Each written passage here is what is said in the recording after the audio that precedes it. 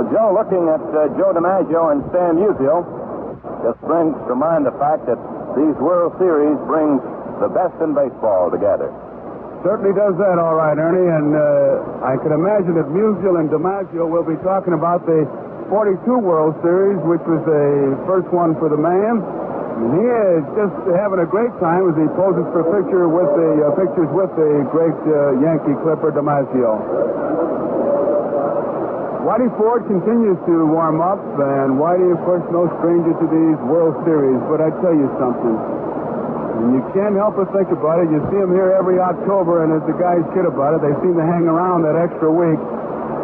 Until that first pitch is made and until that first foul tip, they're all nervous. That fellow who gives you that answer that it's just another ball game, forget about it. He's just whistling in the dark, Ernie. Well, you know, I was interested in the comment Whitey Ford had. He said he loves to pitch in World Series. He thinks it's a big game, and it does a lot for him. It makes him a better pitcher, and his record has certainly proved that. The record certainly proves it in a way. He seems to rise to the occasion, and when you look at it in statistics, it's always impressive. 24-7 as far as percentages. But you know, the way ball players measure pitchers, and you can measure any one of the pitchers that'll be going in this series because it's going to be a series everybody expects great pitching. The way ball players measure him is how good a pitcher is he with that man on third base and less than 2 outs, where that ground ball will score that run with the infield back, or that fly ball. And that's the big thing when you describe either a Koufax or a Padres or a Drysdale or a Ford. They seem to know what they have to do in a particular spot. I know I was talking about Whitey with Yogi, and I said, Yogi, he reminds me of a discount house pitcher. Here's the guy that he just soon, as we said earlier, make 3 pitches and get 3 outs. But if he has to strike out somebody, then you see him tug on that belt a little bit and go to work. And then it's a battle between Ford and the hitter over the course of the summer. And tough ball games with the Dodgers. Sandy Koufax the same way. All you have to do is look at his strikeout record, and you can see what this guy specializes in. 306 strikeouts. 306 anything, Ernie, is a lot. It's a good batting average, even. You know, they try to figure out what's the big difference in Koufax, and he says that when he realized that he didn't have to throw every pitch with all his might, he became a pitcher, and that he can spot his fastball. The pitches that get you in trouble is the one you have to come in 3 balls and 1 strike or 2 balls and no strikes when that hitter is ahead of you and they can look for a pitch. Up until the last couple of years, Koufax would just rear back and throw that real hard fastball in the strike zone. But now he can spot that fastball, and that's the difference between a good pitcher and a mediocre one. The good one can throw it low and inside if he has to. Well, there go the Yankees on the field, and Mickey Mantle just about got himself a very early shower as the ground crew kind of soaking the infield or working around first base, and Mantle ran right through the hose being held by the ground crew here. The 1963 World Series, the Los Angeles Dodgers and the New York Yankees.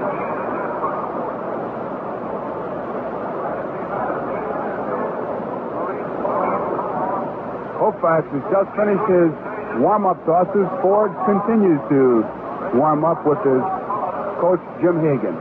And the Marine color guard will now raise the colors in center field. And our national anthem. Star of Guy Lombardo's production around the world in 80 days, accompanied by Guy Lombardo and his Royal Canadians, sings our national anthem. Ladies and gentlemen, Miss Elaine Malbin.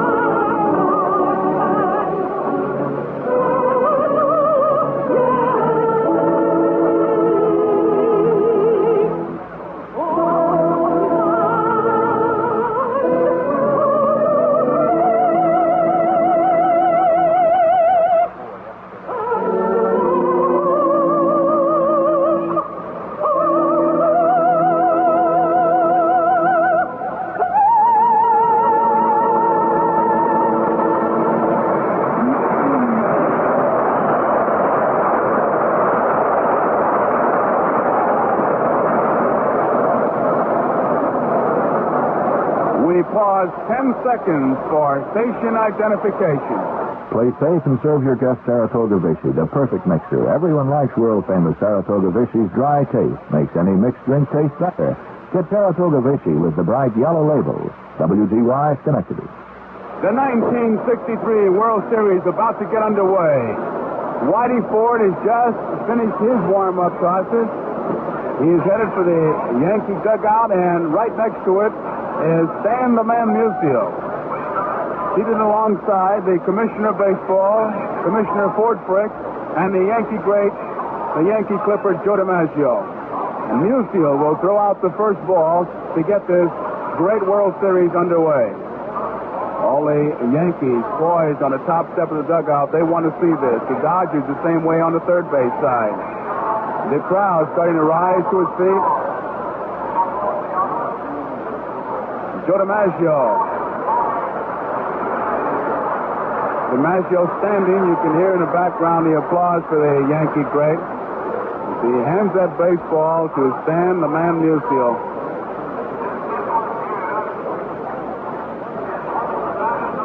DiMaggio and Musial. I think I could play in that outfield and help it. This World Series has been broadcast over 540 radio stations in the United States and Canada, plus many others in Mexico and Latin America. And how happy we are to be able to bring you this 1963 World Series. You know, oddly enough,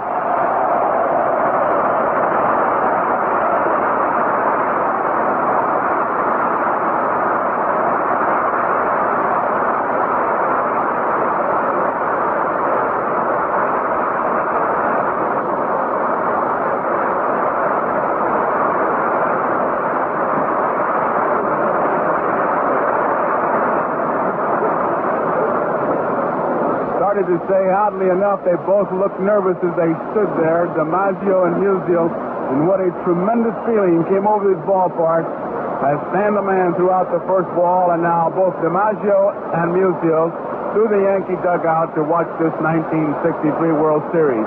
Whitey Ford against Sandy Koufax, the Dodgers against the Yankees, and now to start the play-by-play from the Detroit Tigers, Ernie Harwell.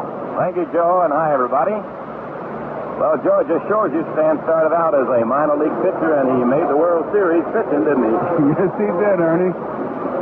Whitey Ford taking his final tune-ups now, ready to face Maury Wills, the quick-hitting shortstop. Maury, the great base stealer of the Dodgers. Incidentally, today is the birthday of Maury Wills. He's 31 years old. And celebrating it, leading off the 1963 World Series. Wills will be batting right-handed. He hit .302 for the season and had 34 runs batted in. And one of the great duels in this series is expected to be the speed of Wills and the other Dodgers against the Yankee pitching and defense. Joe Paparella, the senior man in the American League, is umpiring behind the plate. Tom Gorman of the National League at first base, Larry Knapp of the American League at second, and Shag Crawford of the National League at third. John Wright down the right field line, and Tony Benzon of the National League down the left field line. Ford ready to pitch. Here's a foul back. Series is underway. Whitey Ford gave him a fastball, and Wills fouled it off. Outfield is rather shallow and straight away on Maury Wills. Boyer playing in tight at third. He's got to be ready. Ford, the winningest pitcher in World Series history, trying for his 11th victory in the series. Ball up high. High, tight fastball. He started the bunt and then didn't. You can see that scouting report in action, Ernie, as that whole infield broke like a used track team when he shortened up the bunt. Yes, sir. That Boyer was coming right in. Here's the pitch. Swinging a fly ball down the right field line, going back his comfort zone. It's a foul ball and out of play. Little short pop fly that fell just in front of the seats in foul territory. Ball not high enough for Joe to get under. The temperature today is 71 degrees. Clear sky.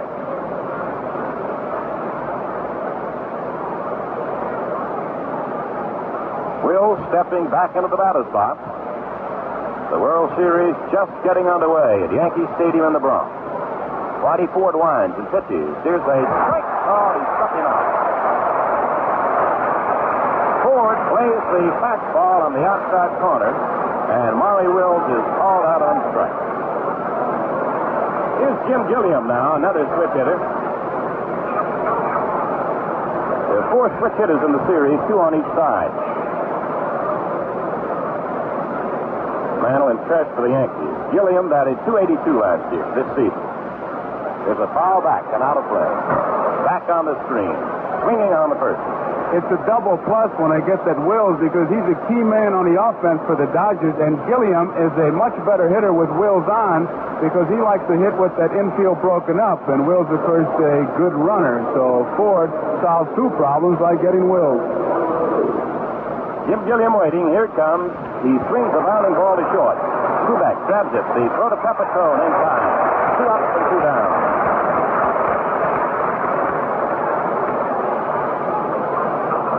Now here is Willie Davis, the center fielder and a left-hand batter. He is 245, 9 home runs and 60 RBIs. Born in Arkansas but lives in California. Grew up around the Los Angeles area. Another Dodger speedster, and Boya is in tight on the grass inside the bag at third. Ford pitching. Swing and a miss. Breaking ball down around the knees.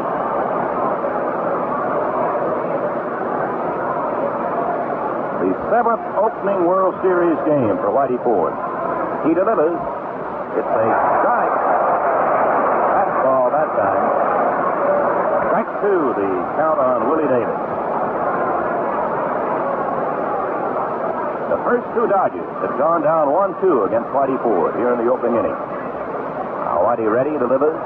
There's a swing and he struck it out. No runs, no hits, no errors, and nobody left. And at the end of the half inning, Dodgers nothing, Yankees nothing. This is just Ralph Houk's 3rd year as Yankee manager, and he's shooting for his 3rd world title. When Mel Allen asked Ralph, have you tried the new Gillette stainless blade? Listen to what he said. Tried it. Mel, I feel like I discovered it. That first shave, wow, never experienced such comfort. And each Gillette stainless gives me plenty more shaves just like it. As soon as these incomparable blades are released in the city, men start passing the good word. Because on any steel, it's the edge that counts. And Gillette edges are the sharpest, easiest shaving in the world. You shave quick, with comfort you never thought possible. Every shave with each blade is clean, equally smooth and easy. Because Gillette has achieved unequaled uniformity from blade to blade, dispenser to dispenser. Get supreme shaving luxury with the Gillette stainless at the lowest price per blade, 6 for 89 cents.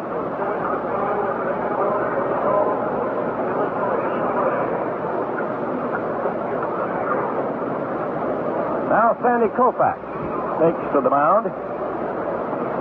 Warming up now, ready to pitch to the Yankees in the last half of the first inning.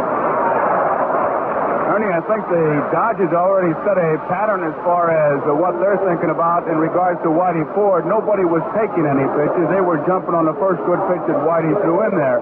Usually it takes a pitcher maybe 5 or 6 hitters to find out whether a club is taking, whether they'll go to the opposite field. But with Whitey Ford in the first 3 Dodgers, he found out one thing for sure. They weren't up there taking. Here's Tony Kubek, the shortstop, to lead off for New York. Kubek delivers. It's a strike call. That one up about ladder high toward the outside corner. No score in the first inning. The Yankees at bat. Tony batted .257 this year. He swings on a low one and fouls it out of the middle of Roseboro. Strike 2, the count on the Yankee leadoff man.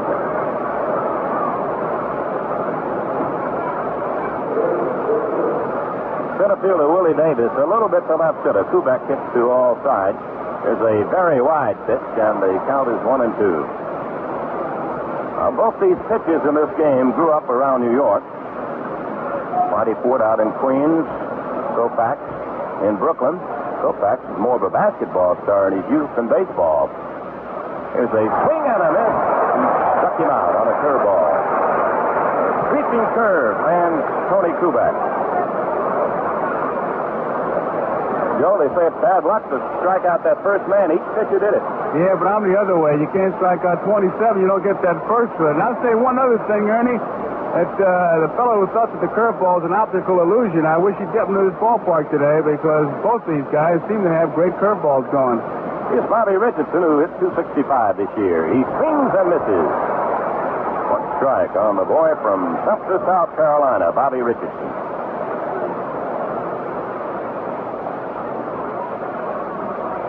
Koufax pitching. There's a curve foul back and out of play. Strike two. Koufax gives the Yankees a pretty high kick. Must help hiding the ball as he releases it. Big, tall, rangy guy. Now the windup and the pitch to Bob. He swings and misses. Blew that past one by. Koufax strikes out the first two. Here's Tom Tresh, son of the famous major leaguer. Tom, Rookie of the Year last year, and this season at 269, had 25 home runs and 71 RBIs.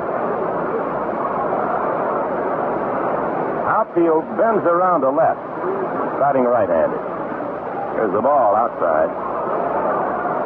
Tresh and Mantle hitting number 3 and number 4, the switch hitters in the Yankee lineup. Koufax comes right back. The pitch is a curve. It's a little bit in too close. 2-0.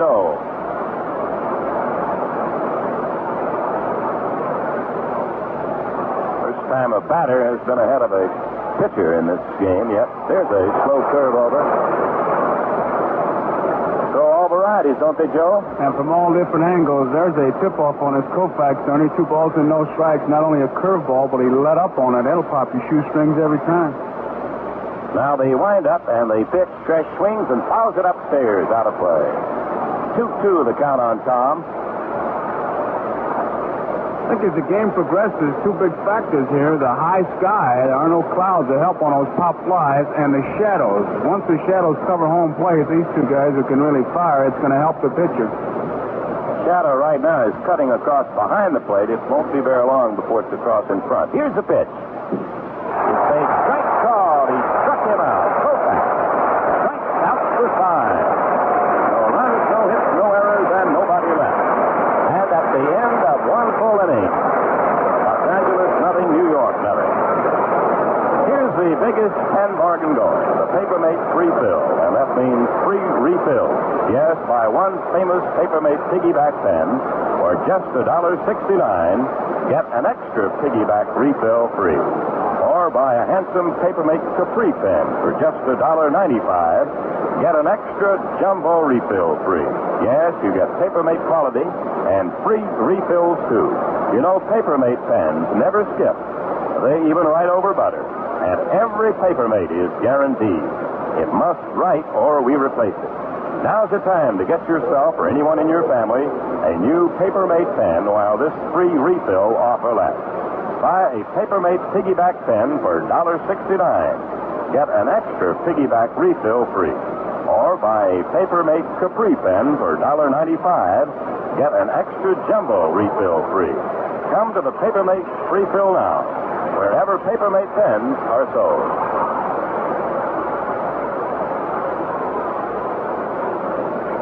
No score at the end of 1 full inning, and Tommy Davis leading off against Whitey Ford in the Dodgers second. There's a ball down low, the fastball from Whitey. Tommy, the left fielder, right-hand batter, led the National League with a .326 mark. Had the most RBIs on the Dodger Club, 88. There's a ground ball hit slowly toward Kubek. He grabs it on the big hop. Throw to Pepitone in time. 1 up and 1 down in the Dodgers second. No score in this battle, and Frank Howard, the biggest guy physically in this series, steps up. He hit .273 for Los Angeles this year.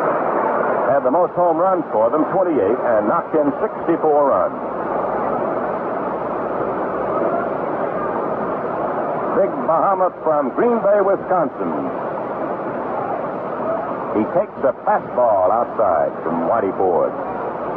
This guy can get fooled with the pitch and still hit it well over 400 feet. I'd say that batter uses, Ernie, you could put wires on it. Here's the windup and the pitch on the way. He takes a strike on the outside corner. 1-1 the count.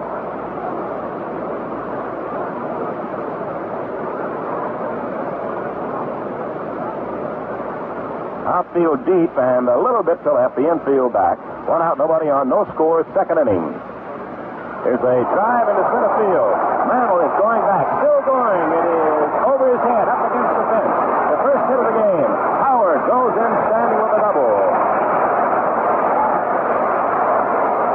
The series' first hit.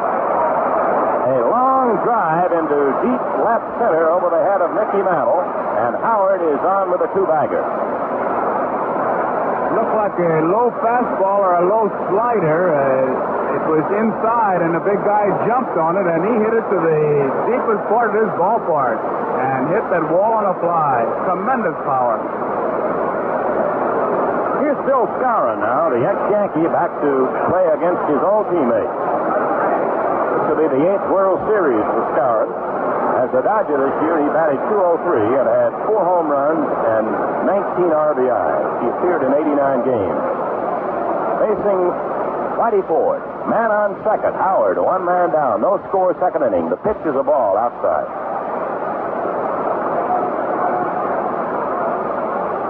Ford's been wasting that first pitch on quite a few of the hitters.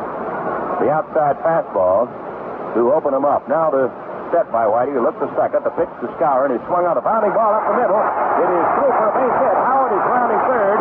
He's coming home to score, and the Dodgers lead 1-0 on the single by Skowron.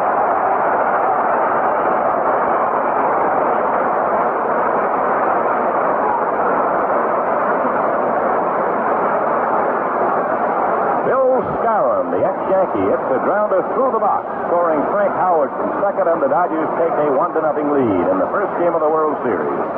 Second inning, Los Angeles with a man at first base and one away. Dick Tracewski playing second base.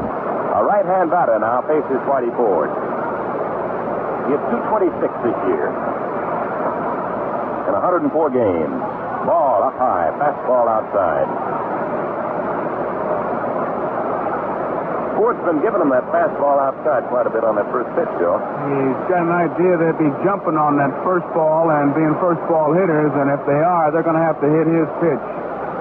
Now the set by Whitey. The pitch is a strike up there, letter high, and over the plate. 1-1 on Tracewski. That good pitcher can always spot the hitter one pitch and come right back and get even. Man on first. One man down, 1-0. The Dodgers lead the Yankees in the second. The 1-1 delivery. He swings. There's a drive into center field for a base hit. Skowron holds at second as Mantle picks up the ball. And Tracewski singles his first time at bat in the World Series. Well, there's a fellow who spent 11 years in the minor league. And in his first time at bat in the World Series, hits Whitey Ford for a single. 2 men on for the Dodgers, and 1 away. That'll bring to bat John Roseborough. 3 straight hits for the Dodgers. A double by Howard, a single by Skowron, and a single by Tracewski. The Dodgers have scored. They lead 1-0 in the second. And Roseborough, a left-hand batter, up to face Whitey Ford. 236 this season. Swing and a miss on a knee-high fastball. They have really swung around to play Roseborough to pull to the right side, and just saw Kubek give the sign to Boyer. Should Roseborough squib that ball off the end of the bat, we might see the oddity of the double play from the third baseman to the shortstop over to first, because Richardson is way over. Now the set by Ford. The pitch swung on. There's a fly ball hit deep. It may be foul. Down the line, we'll watch it.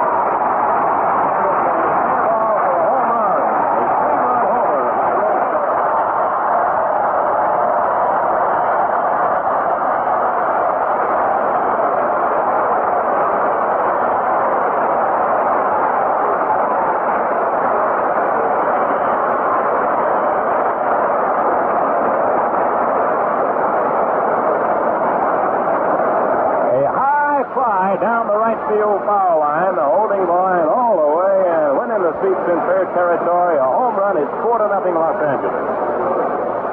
Here's Koufax at a strike called.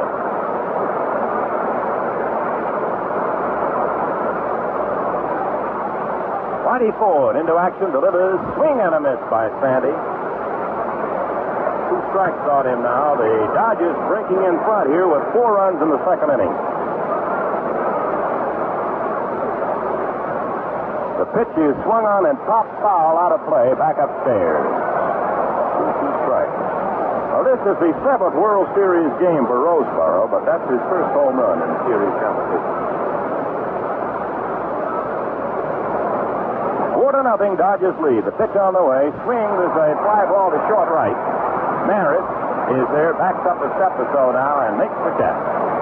Koufax is out on a fly to Roger Maris.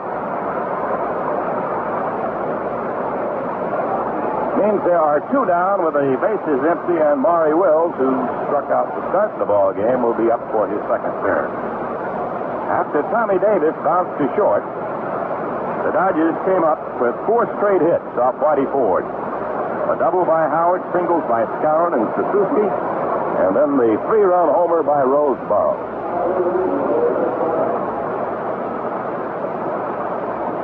Here's Maury Wills now. Outfield shallow and straight away. Ford began his motion, and time was called by Paparella at the plate. Strike. The fastball header high.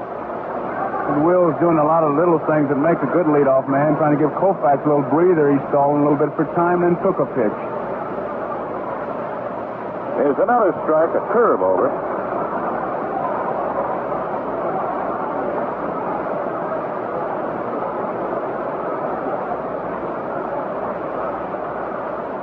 Two-strike count on Wills.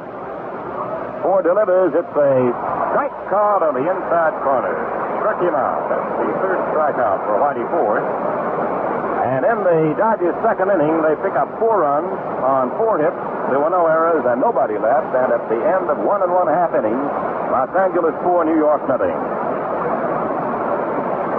Well, the World Series veteran around this ballpark today is Yogi Berra. Yogi has played in 74 World Series games. And we have a recording of Yogi with Mel Allen. Let's hear it.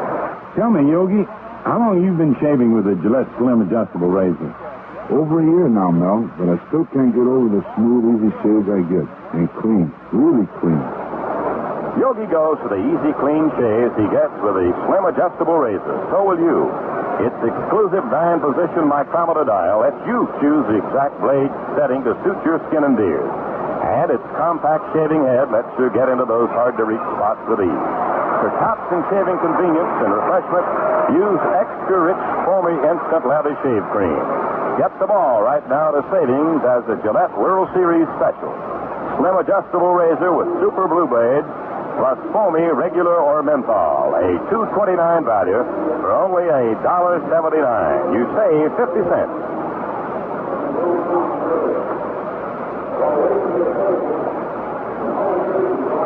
The Yankees batting now, the second inning, and the Dodgers lead them 4-0. Here's Mickey Mantle, batting right-handed and swinging on Koufax's first delivery. Strike.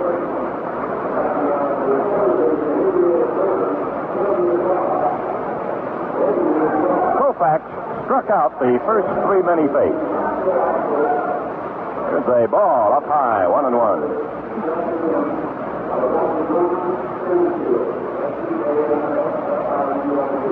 Dodgers 4, Yanks nothing, second inning. There's a foul on the screen. Fastball foul back. Now the shade of the light tower has cut right across the plate. You know, a lot of times if a pitcher has control problems and he jumps out to a lead, the other ball club will take pitches trying to get a walk and get something started, but the Yankees are not taking anything. They're still swinging at that first good strike. Now the windup by Sandy. He delivers. It's a strike call. The 4th straight strikeout for Sandy Koufax.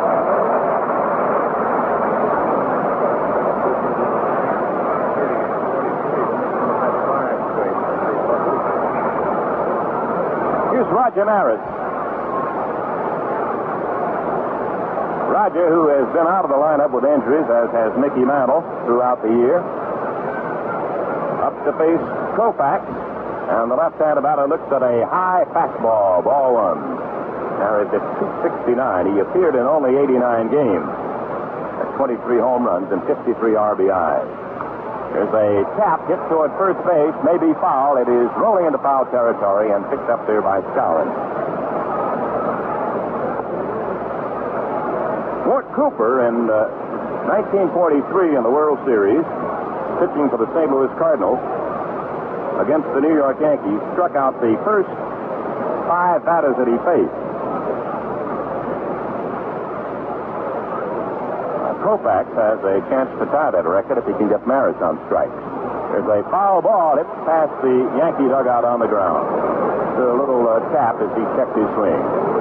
1-2, the count on Raj.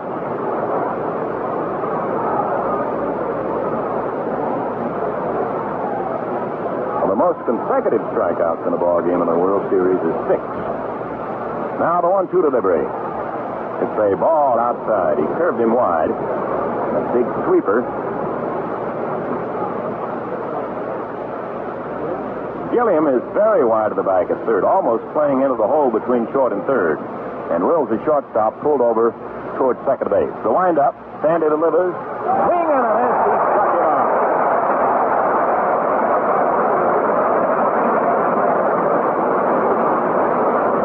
Dodgers lead 4-0 over the Yankees at 5 in a row.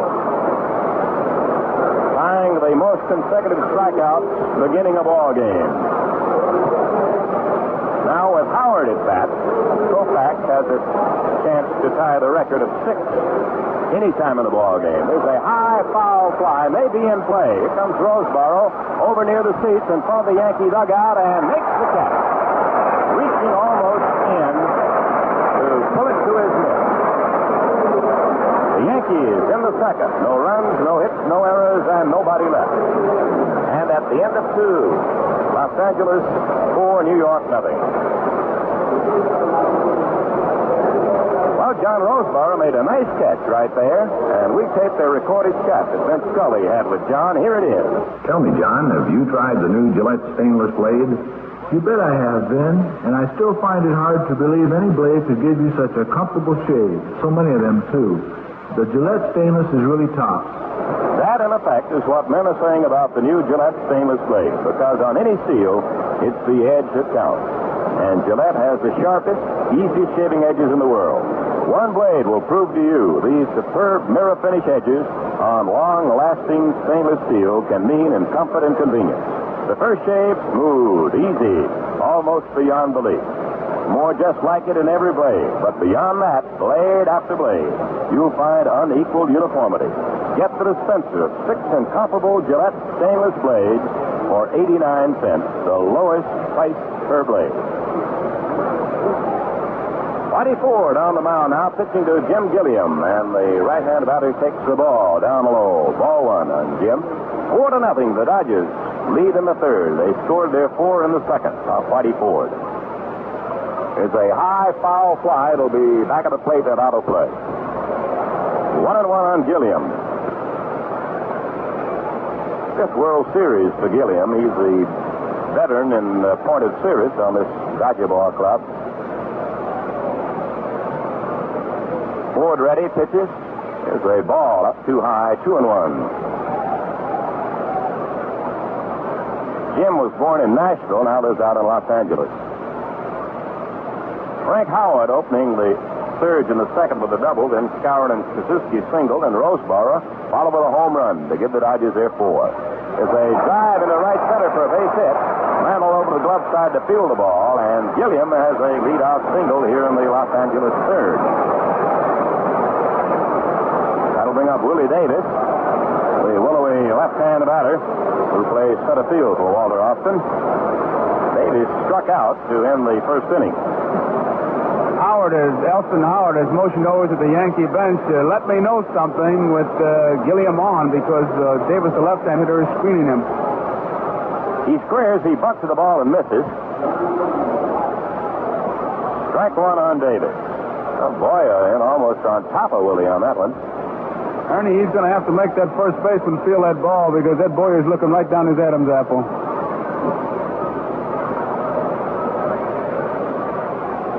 Ford takes a little more time before letting this one go. 4-0 Dodgers, third inning. The pitch, Davis swings a bounding ball. It's toward Richardson. He's going to second with it for one to Kubek, and it's a force out. Willie Davis safe at first base. The play going second to Short, who covered at second. We'll bring up Tommy Davis, who has bounced to Kubek, his only time at bat.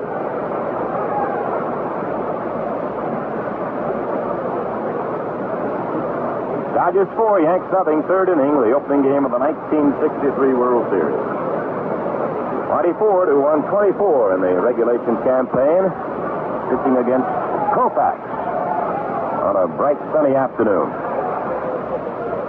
Tommy Davis fouls it off on the ground over toward the Dodger dugout.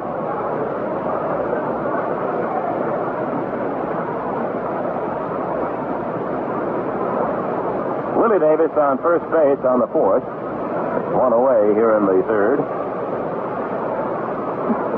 Richardson has pulled to his right a little bit over toward second. Kubek has deepened and gone into the hole at short. Now Ford sets and pitches. There's a line drive to right, a base hit. Willie Davis headed for third. Here's Maris. His throw to Boria. He's safe. A single. A man at first, a man at third.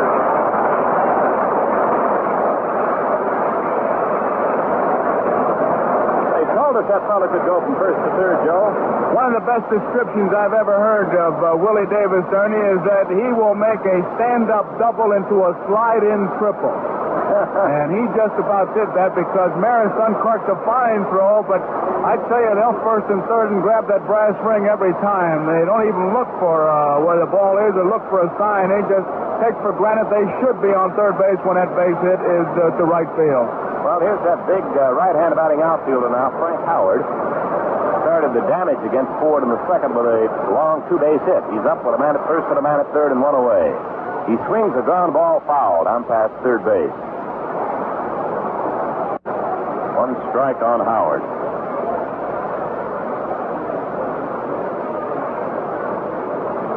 Six Dodger hits by six different batters. And the big one, the three-run homer by Roseball in the second.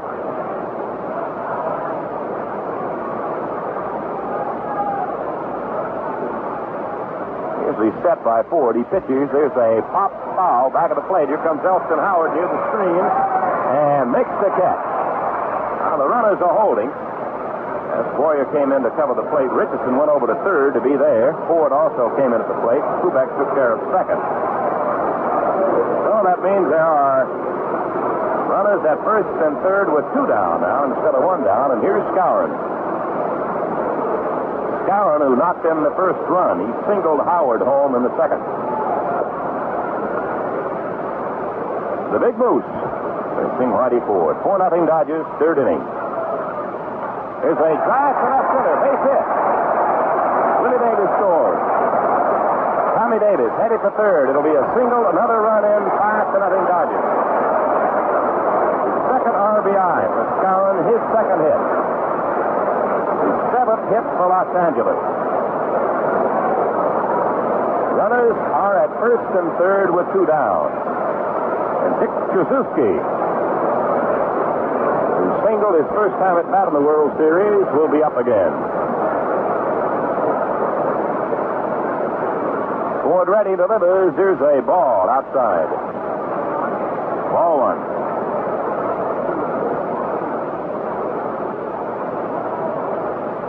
Time called. He wants to go over the bat rack. Pete Risa coaches at third for the Dodgers. Joe Becker at first base. 5 runs, 7 hits, and no errors for Los Angeles. No runs, no hits, and no errors for New York.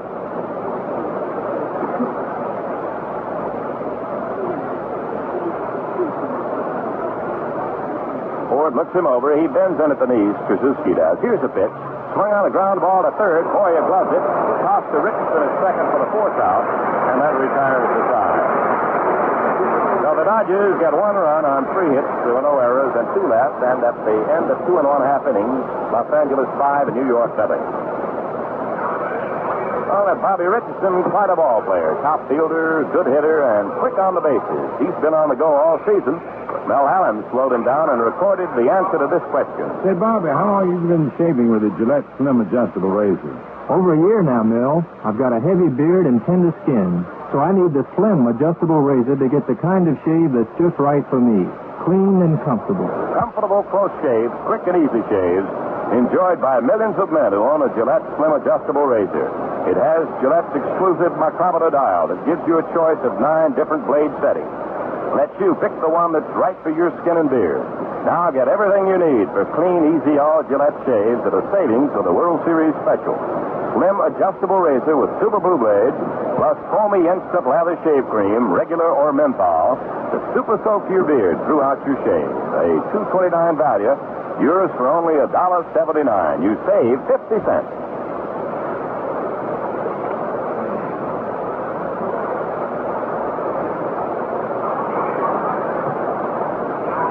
Here's Joe Pepitone, the Yankee first baseman, to lead off against Sandy Koufax. A couple of Brooklyn boys facing each other. It's a ball up high, ball one. Left-hand batter, he's played to right. Koufax delivers. Pepitone hits it in the air, foul, back at first base. Skowron coming over, but it's into the seats. 1-1, that's the count on Joe. He has 271 for the Yankees this year. 27 home runs and was the top RBI man on the Yankee club with 89. Dodgers lead the Yanks 5-0 in the third. Here it is, a fastball that's outside. 2-1 on Pepitone. Willie Davis is over in right center on him. The big gap is between left and center field. Koufax checking his sign with John Roseboro. Here's the pitch. It's a strike, a fastball header high. 2-2, that's the count on Pepitone.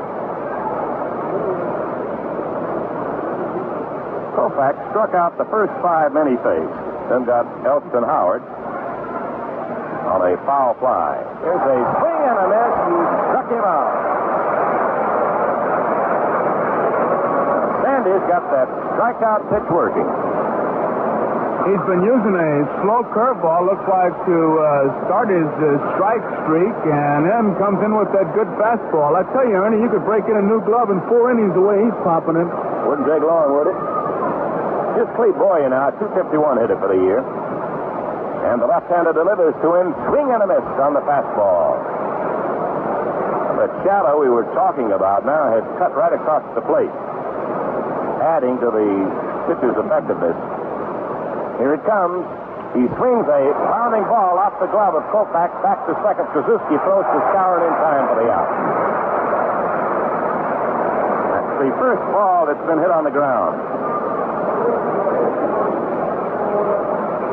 Pitcher to the second baseman to the first baseman will be the scoring on that one. And here's Ed Ford, Whitey Ford to bat.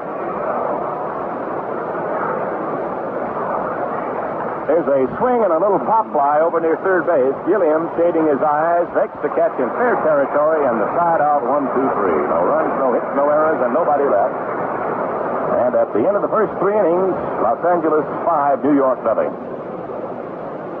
Well, fans, don't miss out on the 1963 Gillette World Series special that saves you 50 cents. You get the streamlined Gillette Slim Adjustable Razor with the exclusive micrometer blade setting dial. 9 settings to choose from, and one is just right for you. And you get a 79-cent can of Gillette Foamy Instant Lather Shave Cream, regular or menthol. It adds up to a $2.29 value, yours now for only $1.79. The Gillette World Series Special Slim Adjustable Razor with Super Blue Blades plus extra rich foamy for $1.79. You save 50 cents. We pause 30 seconds for station identification. 810 of your dial, WGY Schenectady. You'll be batting 1,000 when you serve your guests Saratoga Ginger Ale. It's a pale, dry ginger ale with just right combination of the kissed and imported Jamaican ginger. Serve ice cold, Saratoga Ginger Ale is the ginger perfect way to listen to the World Series. Its lively taste and tangy flavor will make a hit with all your friends. So game time, snack time, anytime, serve and enjoy Ginger Products Saratoga Ginger Ale, most refreshing beverage you can sip. Now on special sale at your favorite store. Purdue sparked that 4-run surge in the second inning. 5-0 Dodgers here in the fourth. There's a strike call. Ford gave him a fastball in above the knee. Roseborough's 7th year with the Dodgers. Whitey pitches, and he takes the ball outside, 1-1. His home run was his first in series competition. Left-hand batter, waiting on the left-hand pitcher. He takes a strike on the outside corner, 1-2 on Roseboro. He's followed by Koufax, and then the top of the batting order, Maury Wills.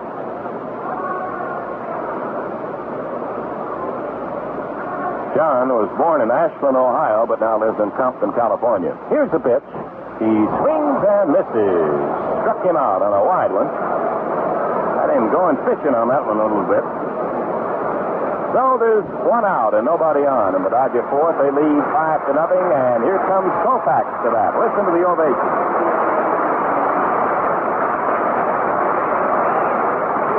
That's 4 strikeouts for him. Whitey Ford now has 4 strikeouts. Koufax flied to right his first time up. Strike call. 5-0. Dodgers lead the Yanks in the fourth inning.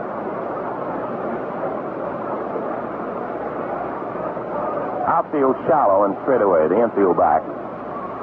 There's a curveball down low, and the count even 1-1.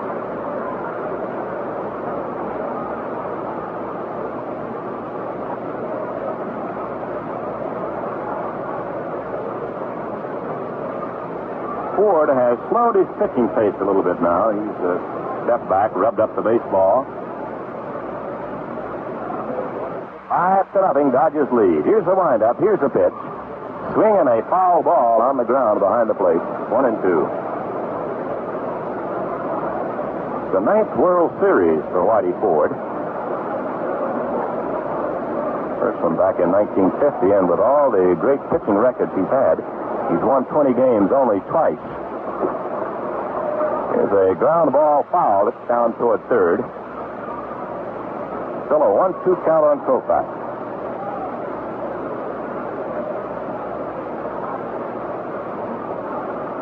Two fellas who grew up around the New York area, vying against each other right now. Both these fellas played first base in their Sandlot days. Here's a 1-2 pitch. Swinging a foul back, out of play.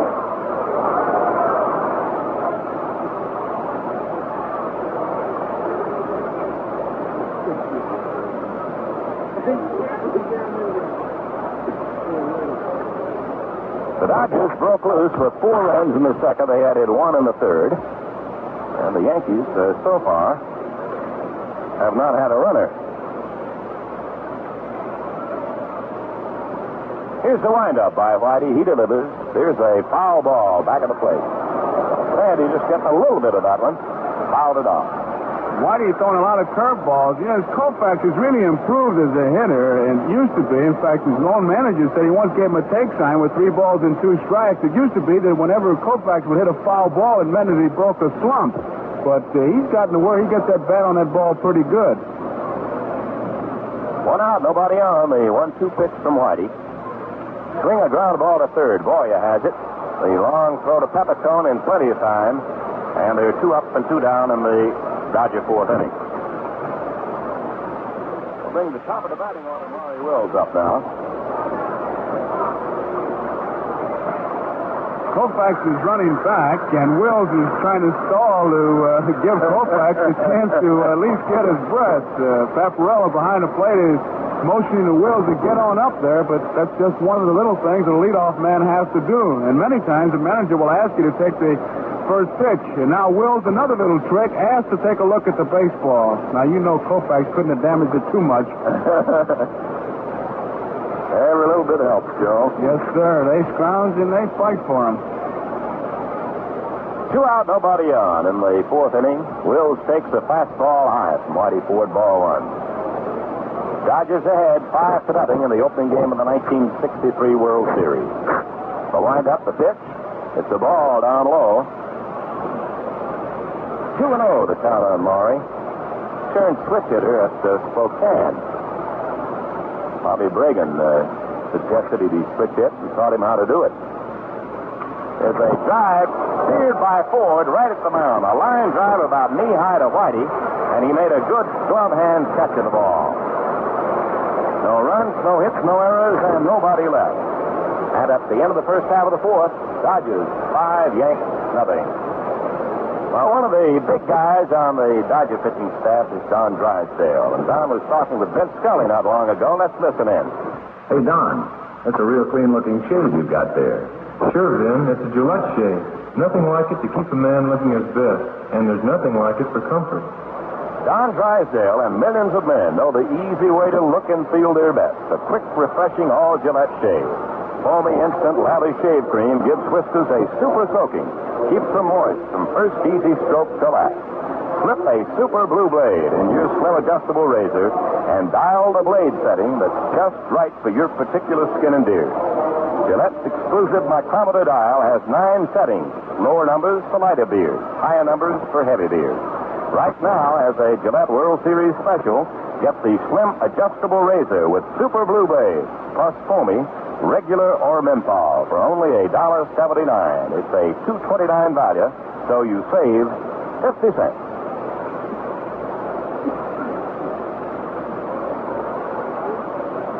Well, the Yankees so far have gone down in order against the left-hand slants of Sandy Koufax, the great strikeout artist for the Dodgers. Now, Kubek faces him leading off in the 4th inning. There's a fastball outside. Ball one on Tony. Koufax has been in organized ball 9 years, all with the Dodgers. There's a swing and a miss. Pitch toward the outside.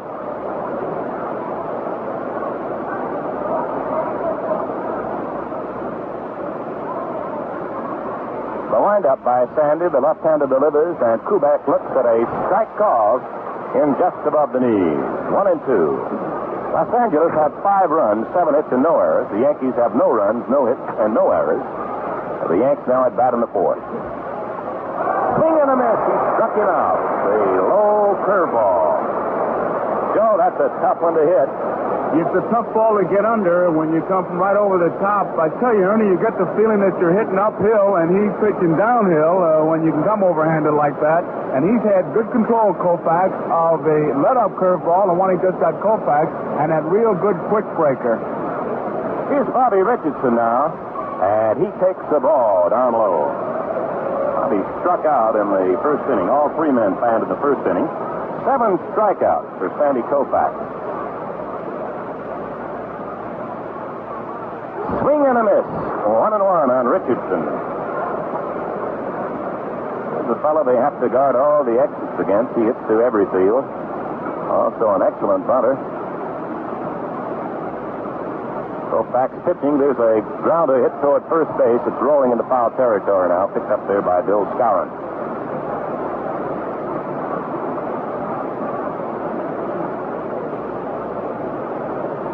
An old friend of yours down there coaching at first base, Joe. Sir? You've seen that fellow around somewhere, haven't you? Yeah, you all don't appear to be too nervous. I don't think Crissetti is, too. He's been here once or twice. 1-2, the count on Richardson. Koufax kicks and fires. Here's a swing and a miss. He struck him out. Well, he changed up on him that time and gave him the big soap bubble curveball. Struck him out. Ernie, he might have got away with the pitch that time. That was a let-up curveball high. It was the only let-up curveball, it is, that he's gotten above that belt, and it was in Richardson's eyes, but he got away with it. Well, here's Tom Tresh now, the switch hitter batting right-handed against Sandy. That's 8 strikeouts. Here's the pitch. Swing and a foul ball. It's right down at the plate. Caparella looking that one over.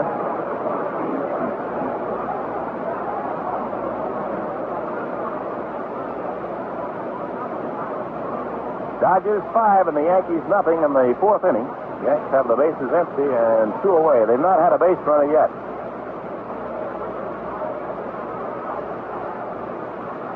Now the pitch.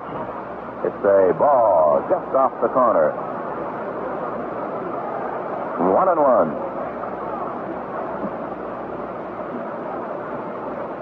Boy, this big tall guy gets a lot of leverage in that pitch. Here it comes. He swings and misses on a fastball. 1-2 on Stretch. You know, Ernie, with the rhythmic motion that he has, he hides that ball well. He gives you enough herky-jerky in his delivery to be tough. Here it comes. A strike call. He struck him out. Another curve got over. The slow curve ball for the ninth strikeout by Kopach. Nothing across. And at the end of 4, Dodgers 5, Yankees nothing. Well, Joe Pepitone's done a good job for the Yankees at first base, and we asked Joe, have you tried the new Gillette stainless blade? And here's a tape recording of what he had to say. I haven't only tried them. I've sold several friends on using them, too. Because there's no other blade like it. I get the slickest shaves of my life. Again and again with the same blade. When you take that first easy stroke, you'll see why one man tells another about the incomparable new Gillette stainless blade. On stainless steel on any steel, it's the edge that counts. And Gillette edges are the sharpest, easy shaving in the world. Quick shaves, refreshing shaves, time after time with each blade. And comfort, why, you couldn't ask for an easier shave. What's more, you can depend on it blade after blade, dispenser after dispenser. Because Gillette guarantees uniformity, unmatched by any other manufacturer. The Gillette stainless is yours at the lowest price per blade, 89 cents for a 6-blade dispenser.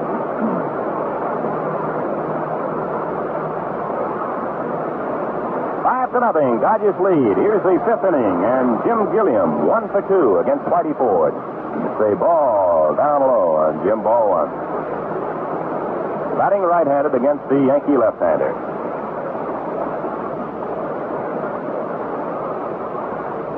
It's a ball up high. 2-0, the count on Jim Gilliam.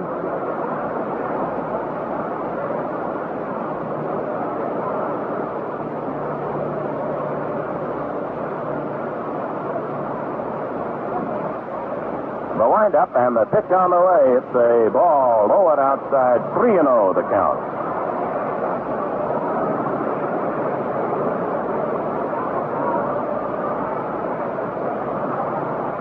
Whitey ready, pitches again, outside for ball 4, he won.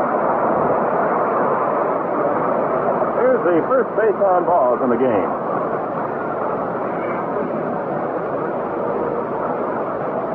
Now here's Willie Davis, the Yankee left-hand batting outfielder. Willie has struck out and bounced into a 4th so far. Similar situation, Ernie. He bunted the first time up. Boyer's looking for it. He tries to bunt this time and misses on an outside delivery. Strike 1. If he continues in the same pattern, he'll swing at this one, but Boyer doesn't believe it. Clete Boyer is right in on top of him. Now Ford checks his sign and then deals over to first base to keep Gilliam close. Ford has a fine pickoff move. One of the best. There's a ball outside. Look at that Boyer come in. He's almost behind him, wasn't he? I'll tell you, if that Davis just raised his voice, he could find out how many tickets Boyer's got left for the Dodgers series. The Dodgers use a lot of run and bunt, where the fellow at first base will just break like he's stealing, and wherever the ball's bunted, will get him over there. The way it is right now, Willie Davis is going to have to bunt that ball to first base. Now the set and the pitch. There's a bunt down back toward the mound. Ford fields it, throws to first to Richardson covering, and the sacrifice gets Gilliam on to second base. That'll go pitcher to second base who covered. Gilliam moving to second on the bunt sacrifice, and the batter will be Tommy Davis. Stan Williams is throwing in the Yankee bullpen right now. Tommy Davis, a right-hand batter, the league's leading hitter in the National League, with a bounce to short and a single to right so far this afternoon at Yankee Stadium in the Bronx. 5-0, the Dodgers lead in the 5th inning.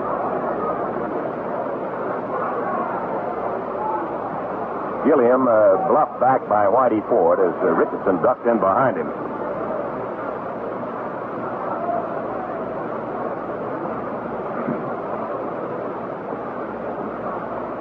Here's a pitch. He takes a strike, a fastball in above the knees on Tommy. Richardson will have to keep him close because Kubek, the shortstop, is really playing Tommy Davis to pull. He's way over near third base, protecting the hole between short and third. Strike one count on Tommy Davis. He swings a bounding ball off the glove of Ford, fielded by Richardson. A deep second throw to first, not in time. Base hit, and Gilliam takes third. Richardson made a good play, but he had to go deep behind the bag at second. His throw didn't have a whole lot of juice on it, and besides, the speed of Davis enabled him to get down there and beat out the hit. That's his second hit. It's number 8 for the Dodgers. Man at first and a man at third. Here in the fifth, the Dodgers lead 5-0, and big Frank Howard steps up. A double and a foul out to Elston Howard, representing his efforts at the plate this afternoon. Dodgers, 5 runs, 8 hits, no errors. Yankees, no runs, no hits, and no errors. Howard takes a ball down low. Gilliam on third. The runner at first is Tommy Davis.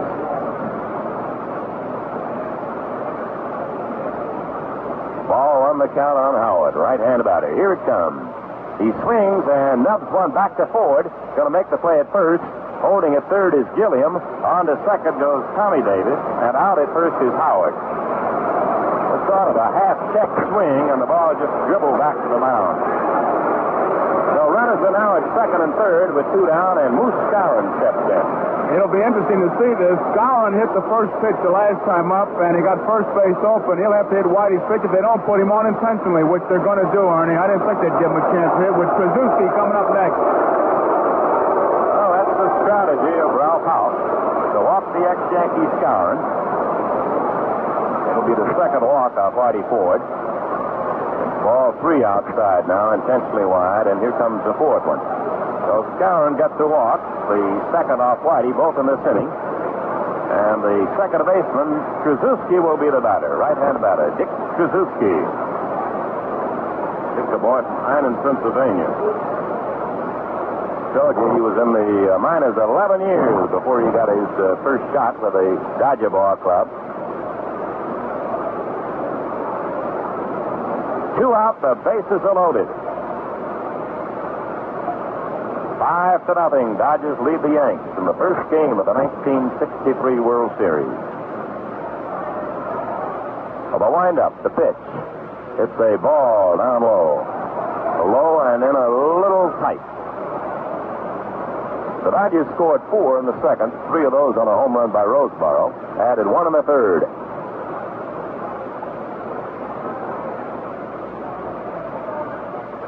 He takes the ball high and away. Fastball. 2-0. Gilliam on third. Davis on second. Tommy Davis and Bill Skowron at first. Here's one of those spots, Ernie, where the manager earns his money. He controls his pitch. What would you do? Have him hit or take? Well, we'll soon find out right about here. Ford checking the bases. Now the little left-hander winds and pitches. Here's a strike on the outside corner. Pretty tough pitch to hit, but good enough to be a strike.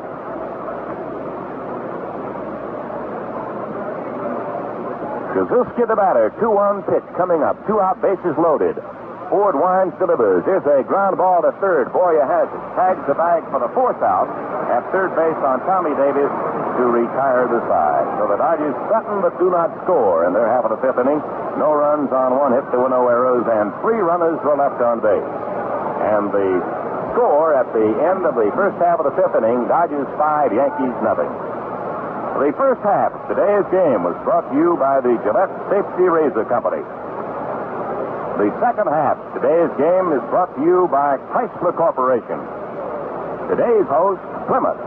Get up and go, Plymouth, sister, go, go, Plymouth, put your foot down on the floor.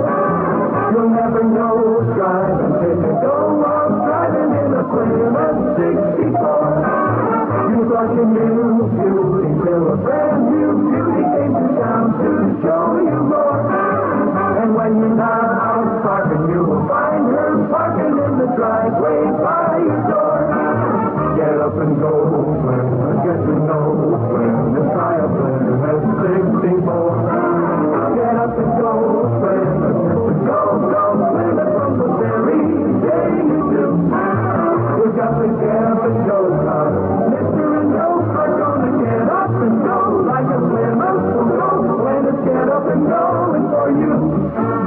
Black and Gold Plymouth for $64 is on display now. Be sure to see it at your nearest Plymouth dealer showroom. You'll be glad you did. Now it's my pleasure to bring to the mic Joe Garagiola. Thank you very much, Ernie. Sandy Koufax against Mickey Mantle. We're in the bottom half of the fifth inning. Swung on and fouled right back here. Mickey Mantle jumped on that first fastball and fouled it right back here, and I got out of here in a hurry. Well, we're all even, aren't we? Yes, sir.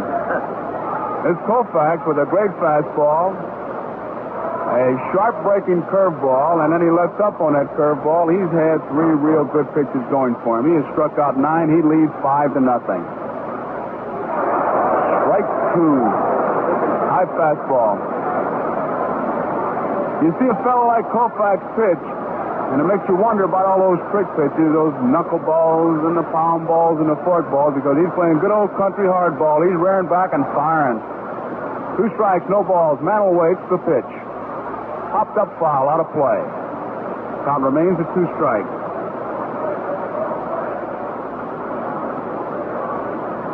Elston Howard fouled out. Boyer bounced out, and Whitey Ford popped out, and the rest of them all strikeouts. 5-0. The Dodgers are leading. Mantle waits the 2-strike pitch. High and inside. Mantle goes down, and it's ball 1. Johnny Roseboro with a big 3-run homer in that second inning when they scored 4. Inside, a fastball that just missed. Koufax thought it was a strike. Aparella says it was inside. 2 balls, 2 strikes. Koufax around that plate. Mantle waiting. Here's the 2-2 pitch now. Struck him out. Mantle goes down swinging at the 10th strikeout. And he is just stacking that lumber. Rearing back and firing. I tell you, the way he's going, boy, he can make a smart catcher out of you if you're catching him. And if you're batting against him, he's going to have you running for that broadcast booth. Here is Roger Maris. Maris was out on strike. Fastball misses, and it's ball 1. They swing way around towards right field for Roger Maris. In the outfield, a big gap in left center field. Swung on and missed the fastball. It's 1 ball and 1 strike. Gilliam is wide at third. Maury Wills near the bag. He's not too close to that bag. They're kind of giving him the right side of second. Fastball bounces away from Roseboro. And it's 2 balls and 1 strike. Joe, the strikeout record in one ball game is one that belongs to Carl Erskine, and it was 14 back in 1953. So Koufax has quite a chance to equal or better that. He's got 10 strikeouts with 1 out here in the bottom half of the 5th. Foul back by Roger Maris. He hit that ball off the end of the bat, and it's 2 strikes and 2 balls. Koufax and the Dodgers lead the Yankees 5-0. And you know, scouting reports are in great detail, and one of the things that must be running through the minds of the Yankees is that with Koufax pitching, manager Walter Alston was bunting all year in the first and second inning just to give him 1 run. Now he's got 5. Here's the 2-2 pitch. Popped up. Foul ball. Will it stay in play? Back comes Roseboro. He's near the stands. He's got room. He's there and makes the play. 2 outs. It's a pretty good tip-off on the stuff that Koufax has, because when he's not striking them out, they're just popping it straight up without any authority at all. So there are 2 outs. And here is Elston Howard. Koufax shakes off 1 sign. Now he's ready. A let-up, swung on. There's the first base hit in the right field. Elston Howard hit a high curveball, a let-up in the right field, and the Yankees break the ice here with a base hit in the bottom half of the 5th inning. That's the first hit by the Yankees. As Koufax hung a curveball up there, it was the same type curveball that he was able to get Bobby Richardson with, and Howard just kind of served it in the right field, and he's on at first base, and here is Joe Pepitone.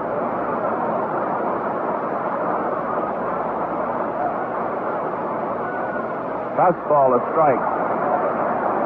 With the 5-run lead, it's 5-0.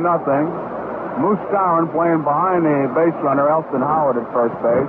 Ellie's not going anyplace. They need base runners, so they can't play wide open. They have to play station to station. Fastball, it was low, and it's 1-1. And the Shadows now have covered home plate completely.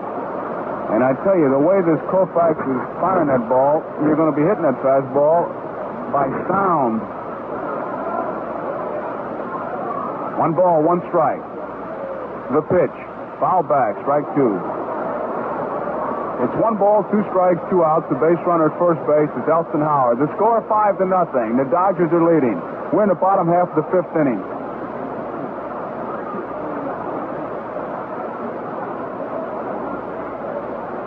Sandy Koufax. Ready now. And here's the pitch. Curveball hangs high, and it's 2 balls and 2 strikes. Roseboro walks out in front of the plate, and as much as says to Sandy, you better get that ball down or you'll be backing up third, pal. That's the hitter's delight. That's the room service pitch. That's the one you order, boy, that nice high hanger. Here's the 2-2 pitch. Fastball, line drive, right field. That's a base hit.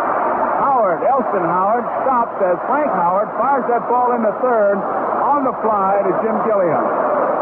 With 2 outs, Elston Howard stops at second base as these Yankees need base runners, and they now have 2.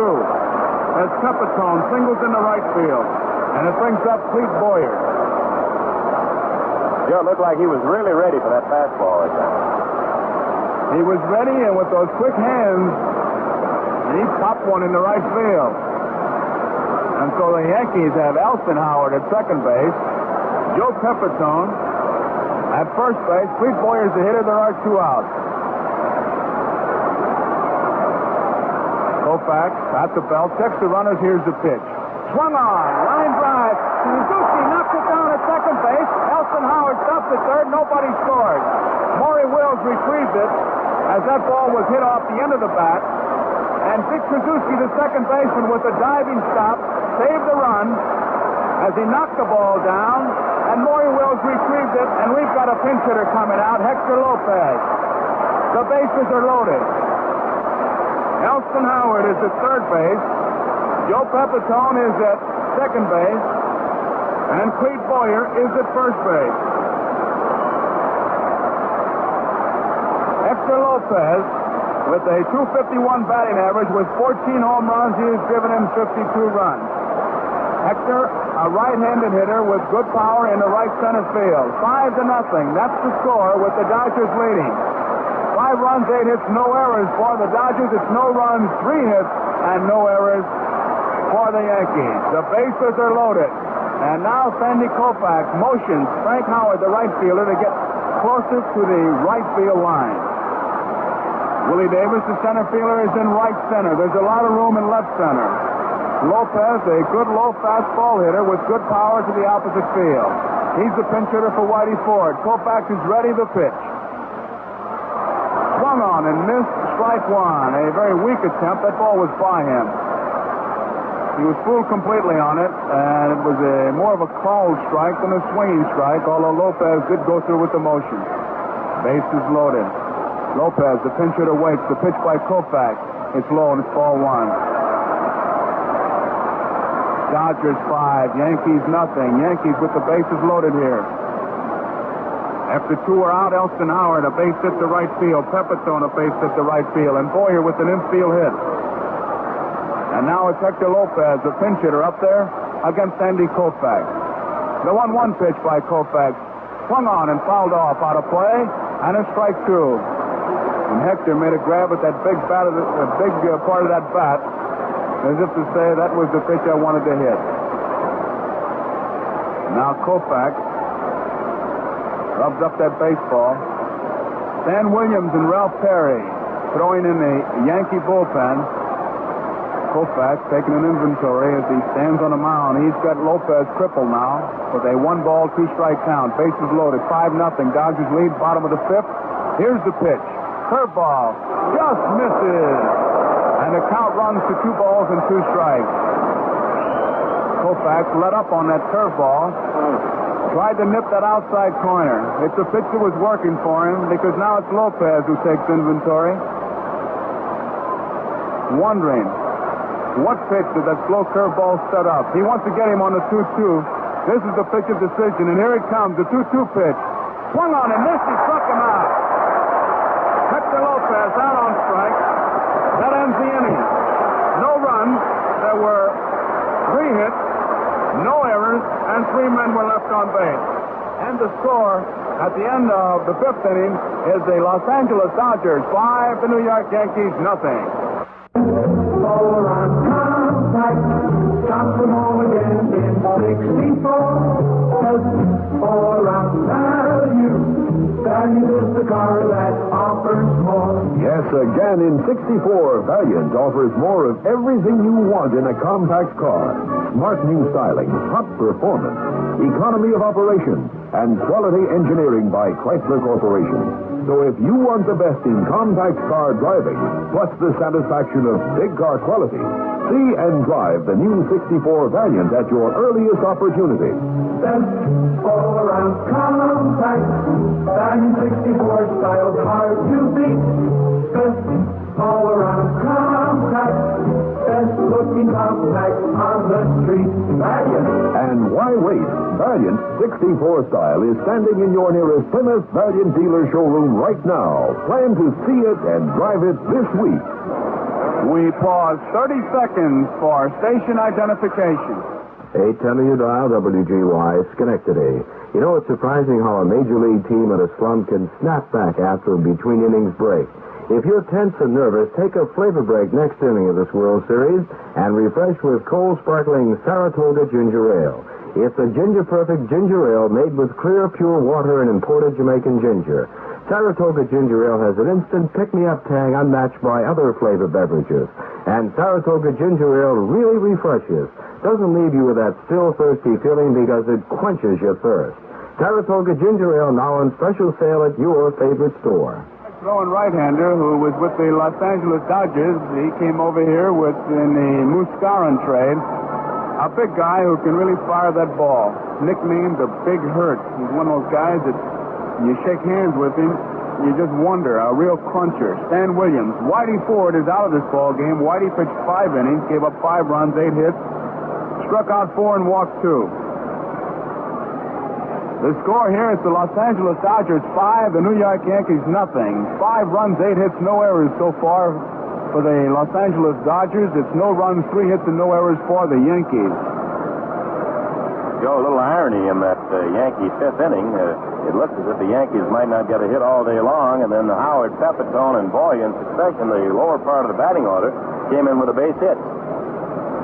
Great piece of pitching, too, I thought, Ernie, on Lopez when the 2 strikes and 1 ball, Koufax led up on that curveball, and it was close enough to where there was some doubt in Lopez's mind, and you could see that it was working for him because Lopez backed out to take an inventory, and then that good fastball got by him for a big strikeout to end the inning, 11 for Koufax. So it's 5-0. The Dodgers, and it's Stan Williams against John Roseboro. The big right-hander. First pitch is outside a fastball. Williams uses the no windup. He just holds that ball right at his belt and then comes towards the plate.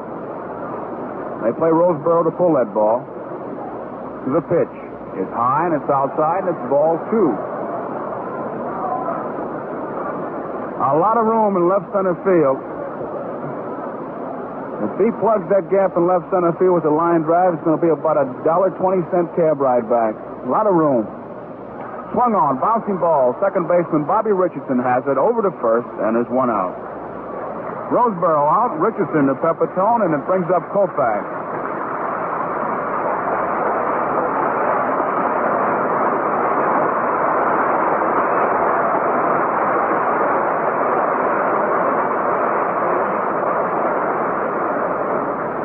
The crowd here at Yankee Stadium, a capacity house, certainly appreciating the pitching of Sandy Koufax.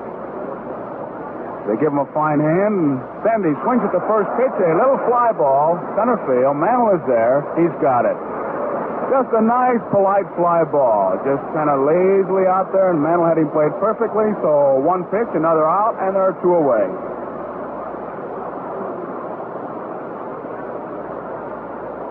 And that brings up Maury Wills. I'll tell you, Wills, outside that first inning, has been a leadoff man, but it's always been with 2 outs.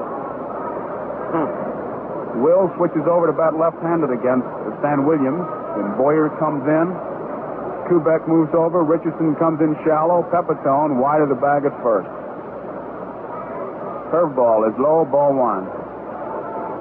Trish not deep in left field. Mantle a little bit in right center. Maris a normal right field. You kind of fan out against this Maury Wills. You kind of throw a drag net at him. Fastball is fouled off. 1 ball, 1 strike. Dodgers lead 5-0. We're in the top of the 6th. Wills just lays that bat on the ball. He just wants to hit a ground ball and depend on the inner soles. He can really move. Here's the 1-1 pitch. Curveball swung on, a bouncing ball. Kubek's going to have a tough play. Here's the throw. It is in time. They get him. Nice play by Tony Kubek, helped out on a stretch by Joe Pepitone. So Wills is out. It's a 1-2-3 inning for the Dodgers here. And as we go into the bottom half of the 6th inning, the score, the Los Angeles Dodgers 5 and the New York Yankees nothing. Get up and go, Plymouth, Mister, go, go, Plymouth, put your foot down on the floor. You'll never know who's driving till you go out driving in a Plymouth 64. If this is the year you picked to buy a new car, you picked a beautiful year for a beautiful reason, and that is the 1964 Plymouth. Here's the kind of car that really brightens up your driveway. Here's the kind of car that gives you quality. Quality you can rely on. Yet out on the road, here's a new car for 64 that really has get up and go. You got to get up and go now. Mister and no car gonna get up and go like a Plymouth. And it's get up and going for you. Why not get up and go see the new 64 Plymouth this week? It's on display right now at all Plymouth dealer showrooms. Your nearest dealer will be happy to give you a test drive and show you the 64 Plymouth's outstanding features. It's the bottom half of the 6th. The Dodgers lead 5-0, and it'll be Tony Kubek, Bobby Richardson, and Tom Tresh. You know, a lot of times when a ball club is not hitting a pitcher, certainly the Yankees haven't been able to jump on Koufax, although they got 3 base hits in the 5th. The ball club will start to bunt to see if they can break the rhythm of the pitcher. Gilliam guards against it at third. Here's the first pitch. Strike, a curveball.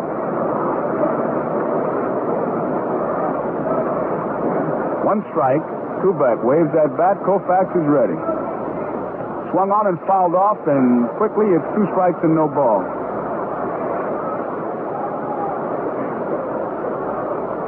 Sandy Koufax. Great fastball, good overhanded curveball, and he's been letting up very effectively. Here's the 2-strike pitch now. Bouncing ball to Gilliam. He's got it. The throw in time, and Kubek is out. Gilliam to Skowron.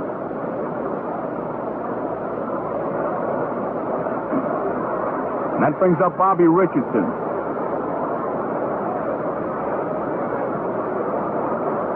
Dodger infield. Gilliam is at third base. Wills is at short. Trzaskowski is at second base, and Skowron at first. Curveball. Inside and hangs high, and it's ball 1 to Bobby Richardson. Richardson, a fine little hitter, lays that bat on that ball, doesn't overswing, just wants to get a piece of it. Curveball high. Ball 2. 2 balls, no strike.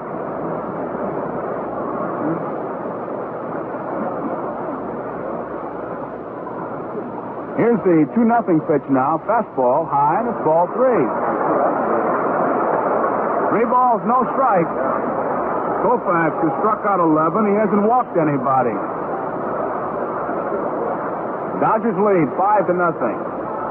Here's the 3-0 pitch now. There's the strike right down the middle. 3 balls, 1 strike. Richardson takes a look at Crossetti, coaching the third. This pitch controlled by manager Ralph Houck. The 3-1 pitch, and here it comes. Fastball, strike 2. Richardson was taken all the way. Koufax came right back with 2 real good fastballs, split that plate right down the middle. Here's the 3-2 pitch now. Low, ball 4. He walked in, and Richardson is on with the first base on balls given up by Koufax, and it brings up Tom Tresh. Well, Joe Koufax is an example of why a manager likes to keep a pitcher around if he can throw hard, even if he hasn't got control, because sometimes those fellas can find it, sometimes they don't. That's what happened to Koufax. He found it, and boy, is he a pitcher. There's no substitute for that great arm. Tom Tresh waits the pitch by Koufax is low, and it's ball one. 5 runs, 8 hits, no errors. That's the Dodger total. It's no runs, 3 hits, and no errors for the Yankees. Koufax walked around the mound a little bit, recited just a little bit of Shakespeare for the benefit of everybody around. Now he's set. Here's the pitch to Tresh. Curveball. It's low, and now they call time. They want to go out and talk to him. And Paparella walks out to dust off the plate as Roseboro goes out to settle his pitcher, because it seems that Koufax thinks those balls are strikes. And Roseboro, the one thing he doesn't want is a pitcher who's upset out there. Koufax is now joined, he and Roseboro, by Jim Gilliam. As you work a pitcher, there are telltale signs when a pitcher gets tired. Sometimes his curveball will stay high, or he'll go to Rosenbach more, or he'll throw to first base more, or he'll ask for new baseballs, or he'll take more time. These are all things that both the manager, pitching coach, and the catcher watch for. Koufax doesn't appear to be tired, a bit disgusted. Ready again. This one's low, it's ball 3. He was way off target. Koufax has struck out 11, but he has just walked his first man, Bobby Richardson, and now Tom Tresh is up there. But they count up 3 balls and no strikes, and the sign goes out from the Dodger bench to get somebody ready. 3-0 pitch. Ball 4, he walked it.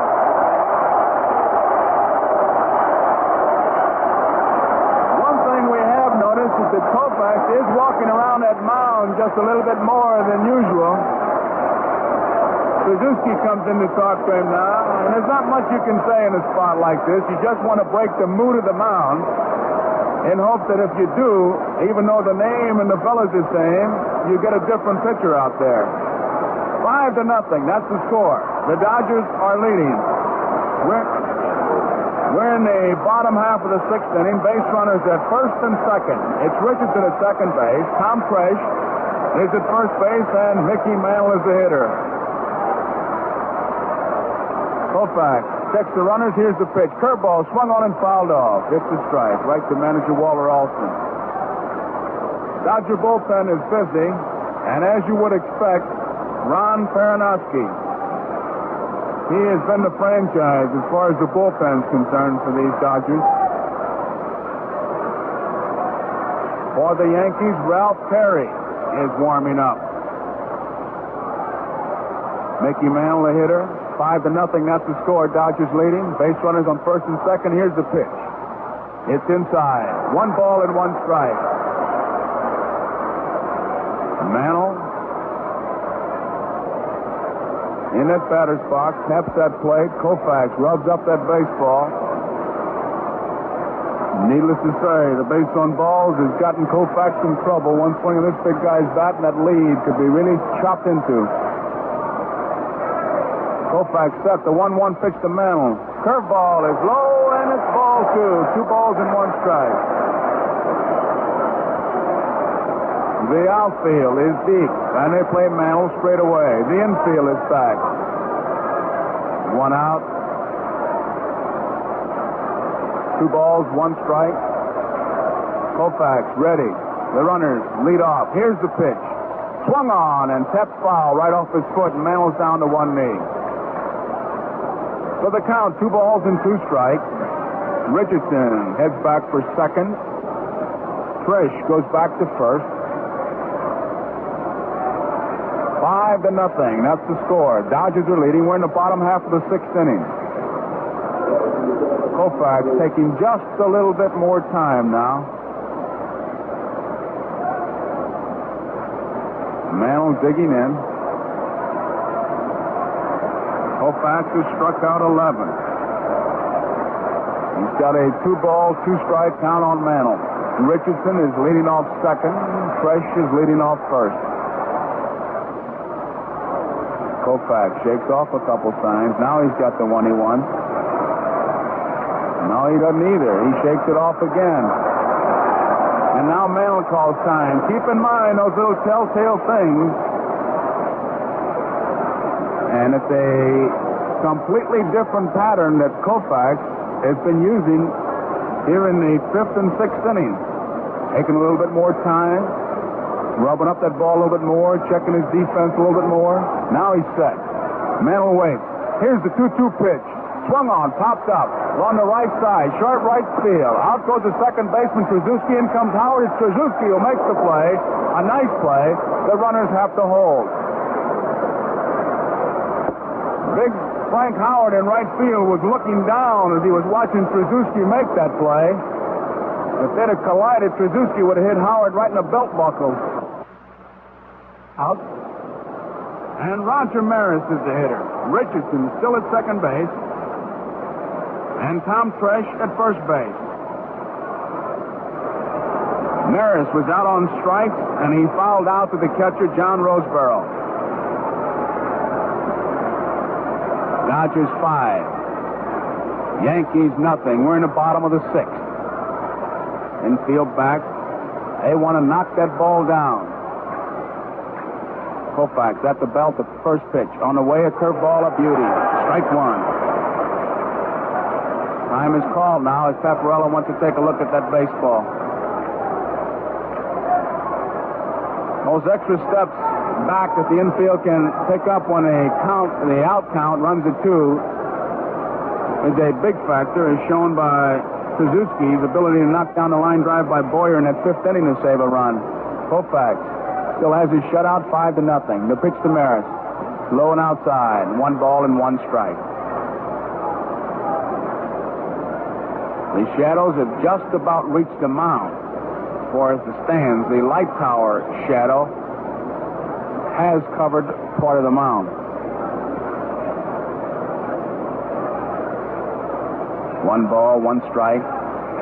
2 outs, bottom of the 6th. Koufax against Roger Maris. Base runners at first and second. The pitch. Swung on, popped up. Maury Wills drifts back in his short center field, calling for the ball. He's under it and makes the catch. Maris pops to Maury Wills, and for the New York Yankees, there were no runs, no hits, no errors, 2 men left on base. And so at the end of the 6th inning, the score is Los Angeles 5 and New York nothing. You've heard the expression, the human body is like a fine machine. Well, in many cases, the machine is like the human body. For example, your car's condition demands periodic checkups to maintain the peak of performance. Chrysler Corporation Certified Car Care does just that. It's like a car health program designed to prolong the life of your car.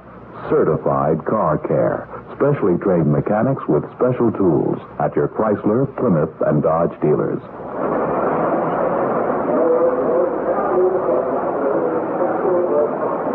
5-0. The Dodgers leading the Yankees. And we pause 30 seconds for station identification. 810 you dial WGY Schenectady. Make this afternoon of World Series baseball even more enjoyable with a tall, frosty glass of Ginger Perfect Saratoga Ginger Ale. Saratoga Ginger Ale is a happy blend of pure crystal waters and imported Jamaican gingers, plus just right carbonation. The result is a ginger ale unequal for zest and richness. Really refreshes because Saratoga Ginger Ale goes to the heart of your thirst and quenches it. Always have plenty of Saratoga Ginger Ale on hand, World Series time at any time. Now on special sale at your favorite store. 7th inning, it'll be Jim Gilliam, Willie Davis, and Tommy Davis.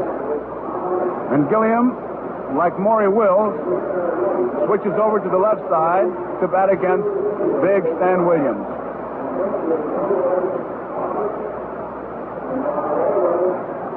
Williams looks down for a sign from his catcher, Elston Howard. The infield swings over, plays Gilliam to pull that ball. And here's the first pitch. Fastball is outside, and it's ball 1. Dodgers 5-0. A big 3-run homer by John Roseborough in that 2nd inning when the Dodgers scored 4. Williams delivers. It's swung on and fouled off. Trickles towards the Yankee dugout. And the count 1 ball and 1 strike. Nobody out, nobody on. Top of the 7th.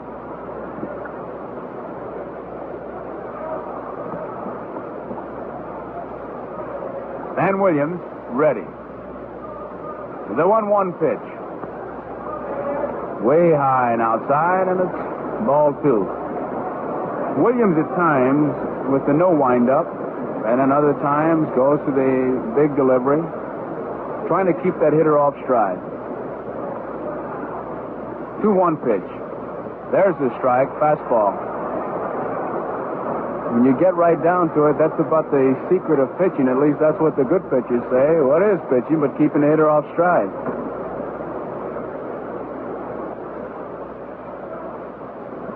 Two balls, 2 strikes to count on Jim Gilliam.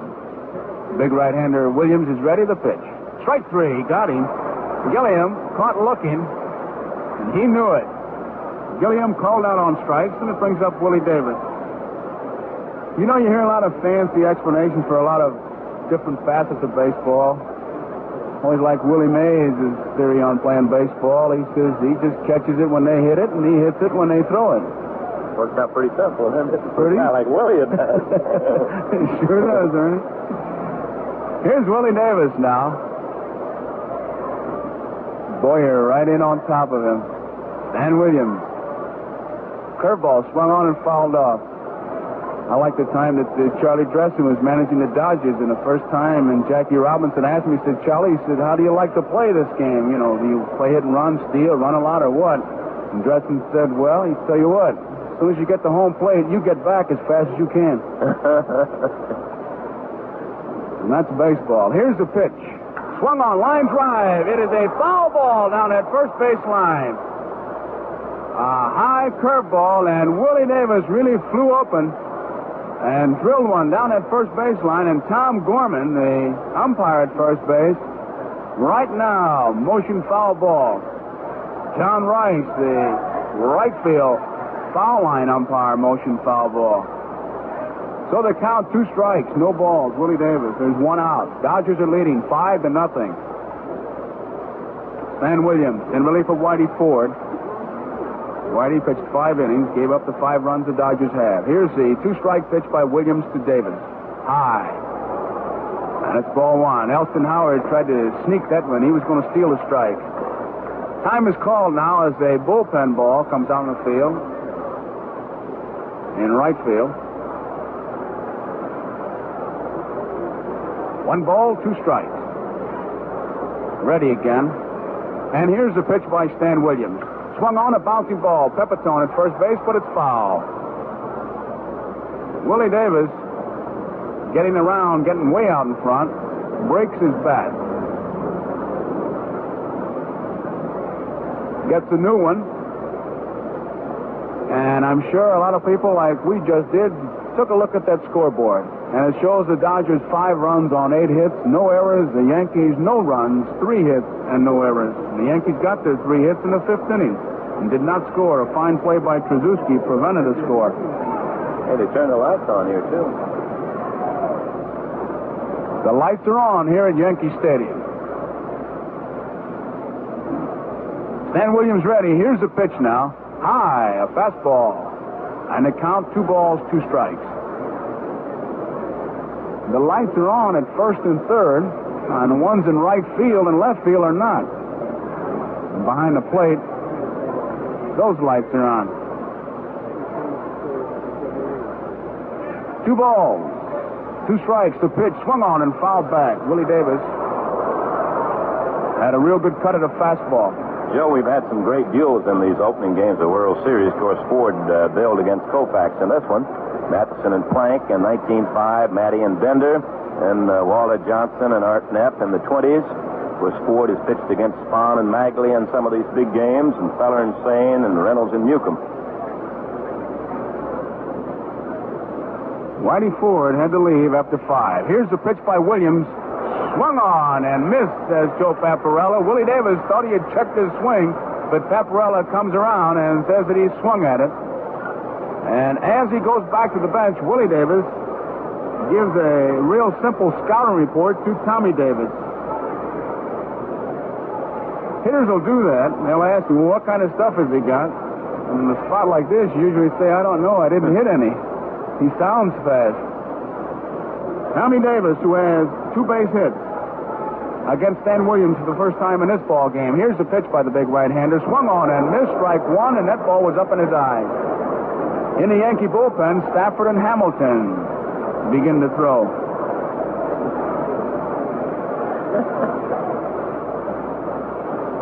Tommy Davis, he's a real cut and chop guy up at that plate. He doesn't look for many base on balls.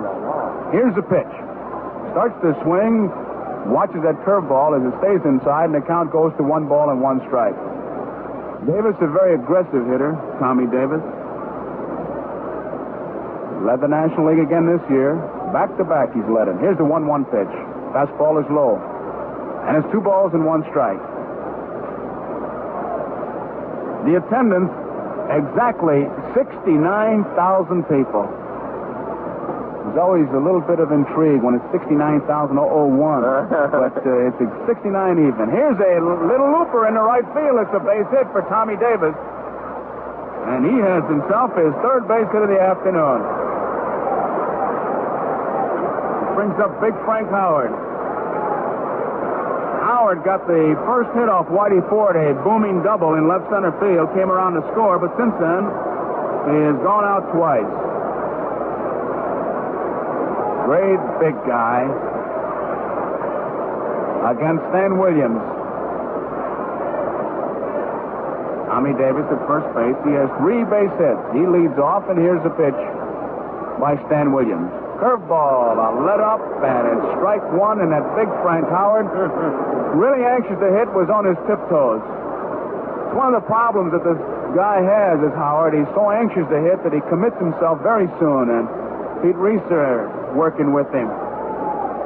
Let's say you can make a mistake on him, maybe make him look bad. He'll come right back and drive it into the next county. Pitch out by Elston Howard, nothing was happening. Frank Howard is so anxious to hit that Pete Reeser, his coach, said someday there's going to be a left-hander with a good move, throw over to first base, and Howard's going to swing. Tommy Davis leading off first. He's got a good lead. There he goes. Here's the pitch. Swung on and missed. Here's the throw. It is not in time. After the pitch out, Elston Howard was kind of in a box, trailing by 5 runs. He could not go to double pitch out, and Tommy Davis steals the base. That one wasn't too close either. He got a good jump, and he got in there quick. Howard swung and missed at the ball, which helped Tommy Davis a bit to count 1 ball and 2 strikes. So the first message by the Dodgers to Elston Howard was not answered as Tommy Davis comes up with the first stolen base. And this Davis is having himself quite an afternoon. 1 ball, 2 strikes, 2 outs. The pitch to Howard is swung on and fouled right back here. So the count remains at 1 ball and 2 strikes. In fact, 3 for 4 and a stolen base in the World Series is a pretty good career.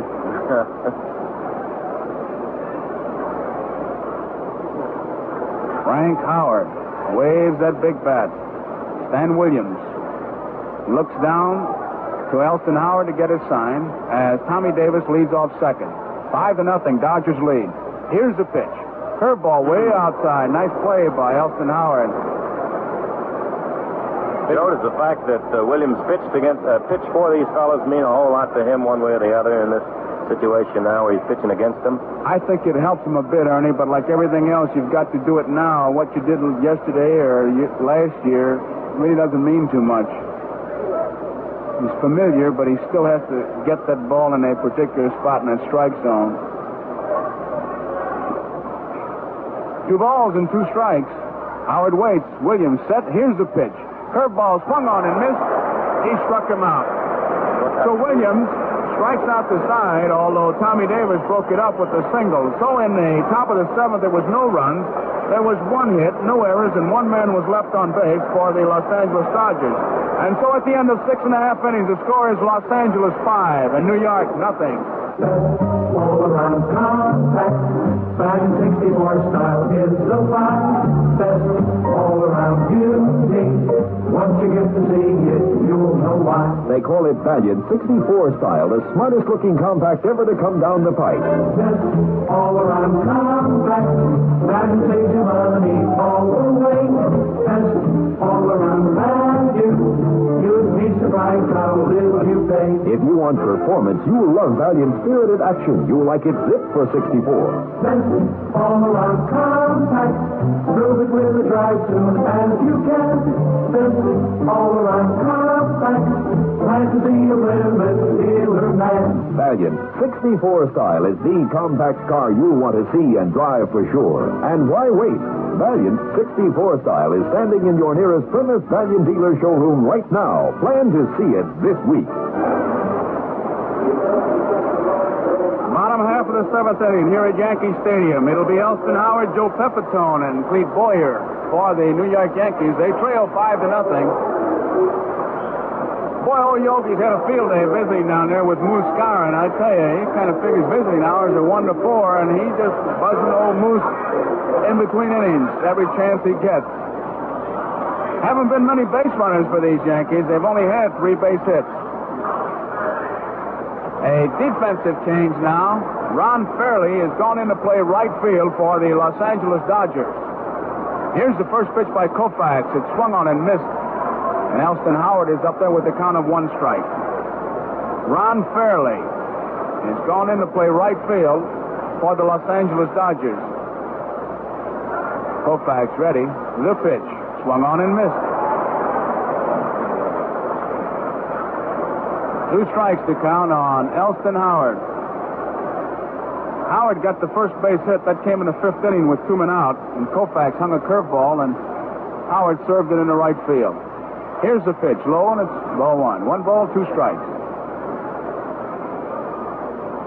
A beautiful day for baseball here at Yankee Stadium. The breeze is blowing out towards left field. I doubt if it's a factor. Pitch by Koufax. Swung on and missed. He struck him out. A slow curveball. He let up on it, and it's 12 strikeouts for Sandy Koufax. He got 3 in the first, 2 in the second, 1 in the third, 3 in the fourth, 2 in the fifth, none in the sixth, and 1 in the seventh. Boy, he has put the termites in the bed rag so far. Here is Joe Pepitone. Pepitone has one of the 3 Yankee hits. That was a single in the right field. Koufax ready. Here's the pitch. Strike. Joe Paparella behind the plate, boy, he is really getting a workout with that right hand.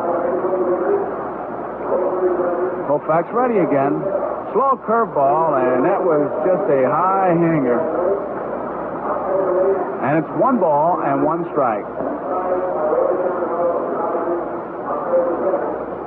1-1 pitch. A let up. Swung on and popped straight back. Roseboro off with the mask under it and makes the play. Sandy Koufax just unveiled Uncle Charlie. He let up on a curveball. I mean, it was a real big, soft cantaloupe. And Pepitone waited on it, but popped it straight up. That's the first one of that kind. Let's put it that way, Ernie. Almost the old Ephus, wasn't it? It sure was. Sandy Koufax unveiled one here on us, and the bottom of the 7th gets a big out. Here's Clete Boyer. Curveball swung on and popped up. It's Maury Wills who's calling for it. 2 steps on the grass. Under it, makes the play. Oh, it's a very easy inning for Sandy Koufax in the 7th. 3 up and 3 down. And at the end of the 7th inning, the score is Los Angeles Dodgers 5, the New York Yankees 0. Get up and go, Plymouth, Mister. Go, go, Plymouth. Put your foot down on the floor.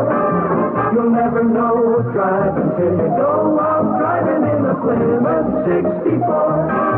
You thought you knew beauty till a brand new beauty came to town to show you more.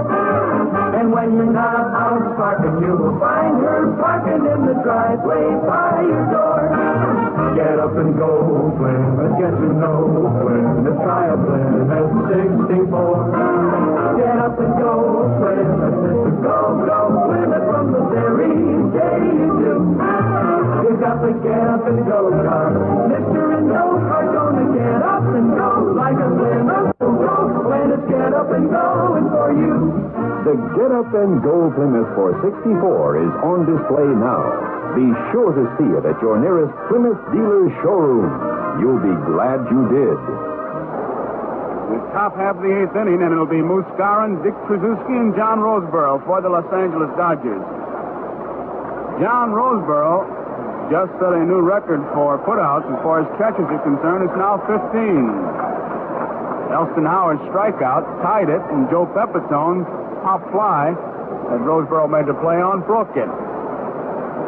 So the catchers come in for it, as Roseboro with 15 putouts. So far, the outfielders for the Dodgers have really been on vacation. Here's the first pitch by Williams to Skowron. A curveball, it's a beauty, and it's strike one. 5 runs, 9 hits, and no errors for the Dodgers. No runs, 3 hits, and no errors for the Yankees. They got those 3 hits in 1 inning. That was the 5th. Williams, another curveball. This one hangs high, and it's 1 ball and 1 strike. Whitey Ford went 5 innings, gave up 5 runs, 8 hits, struck out 4 and walked 2. 1 was intentional. The big blast was a home run by John Roseboro. That came in the 2nd inning. Swung on and missed a fastball, and Skowron is up there now with 1 ball and 2 strikes. In that 2nd inning, Frank Howard got the first hit, a double, and Skowron a single by Tracewski, and a big home run by John Roseboro. Scored 4 in that inning. Picked up another run in the 3rd. Fastball, and it moves him back. And that could have been a commercial, but Skowron was just a little bit too close to the plate, and Williams wanted to move him back a little bit.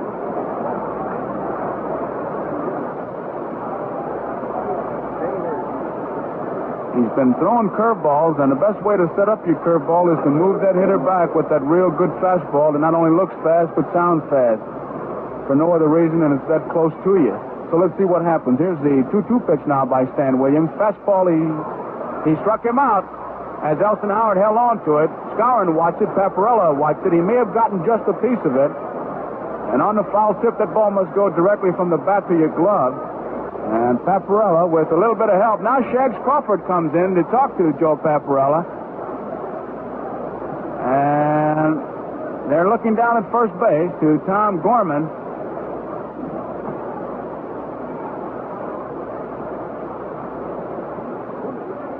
Everybody's looking up like they're checking the lights. The lights are all on from third base to the first base side, but in right field and left field are not. So we've checked every possibility except maybe, what? How many tickets are left for today? 69,000 here, I'll tell you that. Here's a pitch to Tracewski, swung on a bouncing ball to Kubek. He's got it over to first, and there are 2 outs.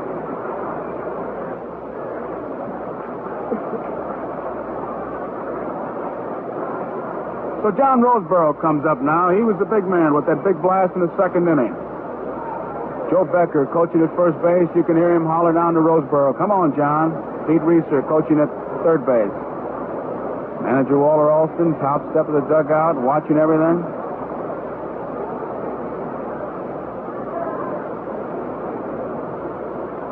Still looking at the lights, Joe. That must be it. I saw Elston Howard point up that way.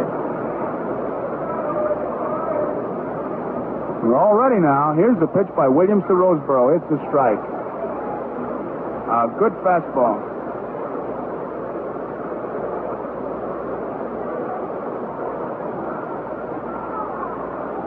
I mean, there's a kite stuck up there. Here's the pitch by Williams. It's outside, and it's 1-1. Beyond third base, in the lights, there's a kite up there. And I'm not going to volunteer to get down with you. And I kind of wonder if that's what they're looking for. Boy, if they make a ground rule, any ball hits that kite, I'd make it in play, even though it'd be a foul ball. Here's the 1-1 pitch by Stan Williams to Roseboro. Popped up foul out of play. I'll never forget it at home plate one day in Forbes Field. Charlie Grimm was managing Milwaukee, and a helicopter flew over the field, and Grimm asked the umpires, if the ball hits the helicopter, is it in play? I thought that Beans reared in the screen. Beansy probably went up as high as a helicopter right there, didn't he? 1 ball, 2 strikes. On John Roseboro, there are 2 outs. Nobody on. Dodgers are leading 5-0. We're in the top of the 8th. Stan Williams ready. Here's the pitch. A let-up. Swung on and missed. He got him. Looked like a pound ball. It was a let-up pitch. to see him grip it, and Williams has struck out 5 as he gets a 1-2-3 inning here in the 8th inning. The Dodgers go down in order, and at the bottom half of the 8th inning, the score, the Los Angeles Dodgers 5 and the New York Yankees nothing. All around compact, Thompson home again in 64. All around value. Value is the car that offers more. Yes, again in 64, Valiant offers more of everything you want in a compact car. Smart new styling, hot performance, economy of operation, and quality engineering by Chrysler Corporation. So if you want the best in compact car driving, plus the satisfaction of big car quality, see and drive the new 64 Valiant at your earliest opportunity. Best all around compact. Valiant 64 styles hard to beat. Best all around compact. Best looking compact on the street. Valiant. And why wait? Valiant 64 style is standing in your nearest Plymouth Valiant dealer showroom right now. Plan to see it and drive it this week.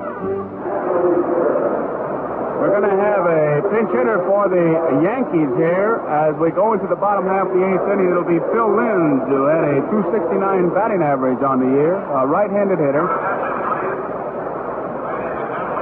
Utility infielder, outfielder, and what have you. Gets that bat on that ball. A tough guy to strike out. Doesn't swing hard, just kind of lays that bat on the ball, and Koufax is ready. The pitch to Linz is high, and it's ball 1. It was a conference between innings by Joe Paparella, the plate umpire, and Commissioner Ford Frick. Low and outside, and it's ball 2. Wally Moon and Waller Alston trying to get the defense to shift around towards the right field line. Ron Fairley, they want him to shift over and come in a little shallow, as they also want Trzaskowski, the second baseman, to move over. Skowron is in shallow, as is Gilliam at third. There's a strike. You get these spray-type hitters up there, boy, and they'll really have that defense moving all over the place. 2-1 pitch, swung on. High fastball missed, and it's 2-2.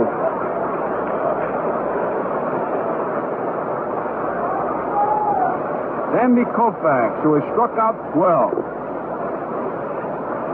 2-2 pitch to Phil Linz on the way. Swung on, popped up foul. Down the third base line. Jim Gilliam near the stands. Does he have a play? He does not. It's in the stands. And the count remains at 2 balls and 2 strikes. It's a high sky here, and it's a tough play. A pop foul. It's easy to lose it. There are no little clouds up there, those little angels that'll help you. And Maury Wills checking with Gilliam to see if he had that ball all the way. Ball players like to see those little clouds up there. That's the kind of weather report they look for. How soon was the grass cut? How hard is the infield? Here's the 2-2 pitch. Swung on and missed it, struck him out. That's the 13th strikeout for Sandy Koufax.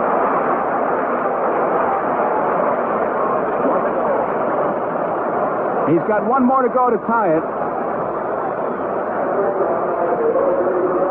And Carl Erskine has the record 14. Koufax has 13. And here is Tony Kubek. Koufax delivers the curveball, fouled off, and Kubek was way out in front. Joe, that record by Erskine was set on this same date just 10 years ago, exactly, October the 2.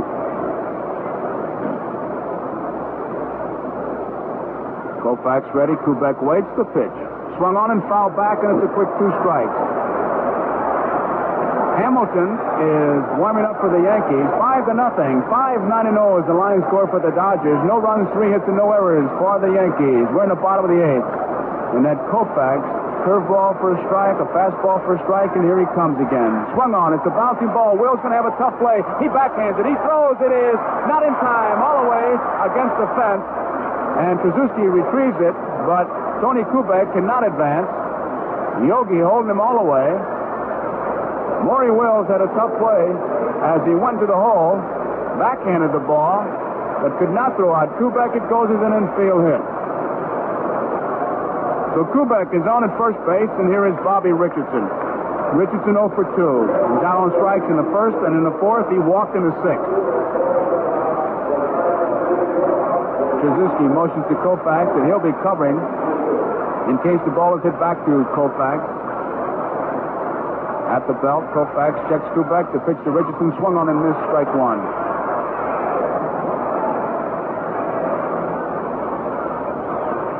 The good ball player always lets the other fellow know what he's doing, and Trubisky did just that. Here's the one-strike pitch, swung on and missed, and a strike two as Koufax is just rearing back and firing.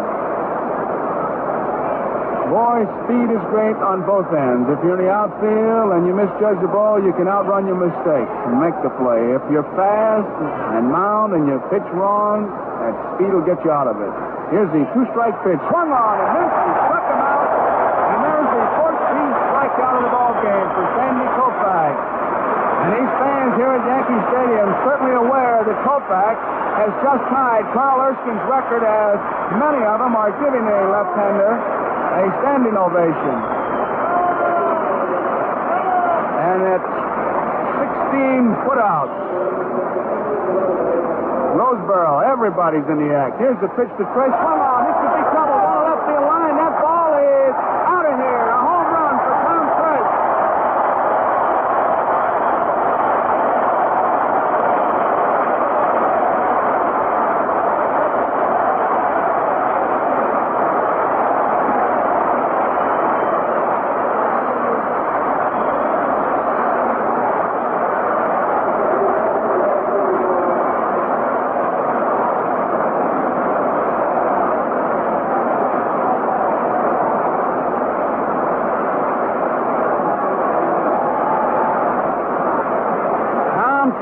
On the first pitch, he just made it 5-2.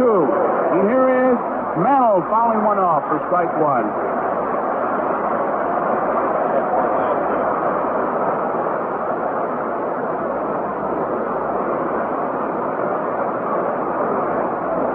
Mickey Mantle waiting in that batter's box. 5-2 now. Koufax ready to pitch. Curveball high, and it's 1 ball and 1 strike.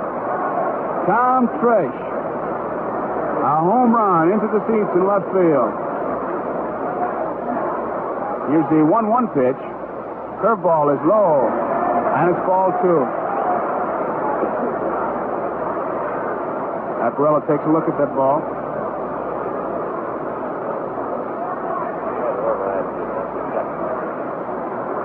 Tom Trish, who had 25 home runs during the season, has just hit his second World Series home run. He had one last year.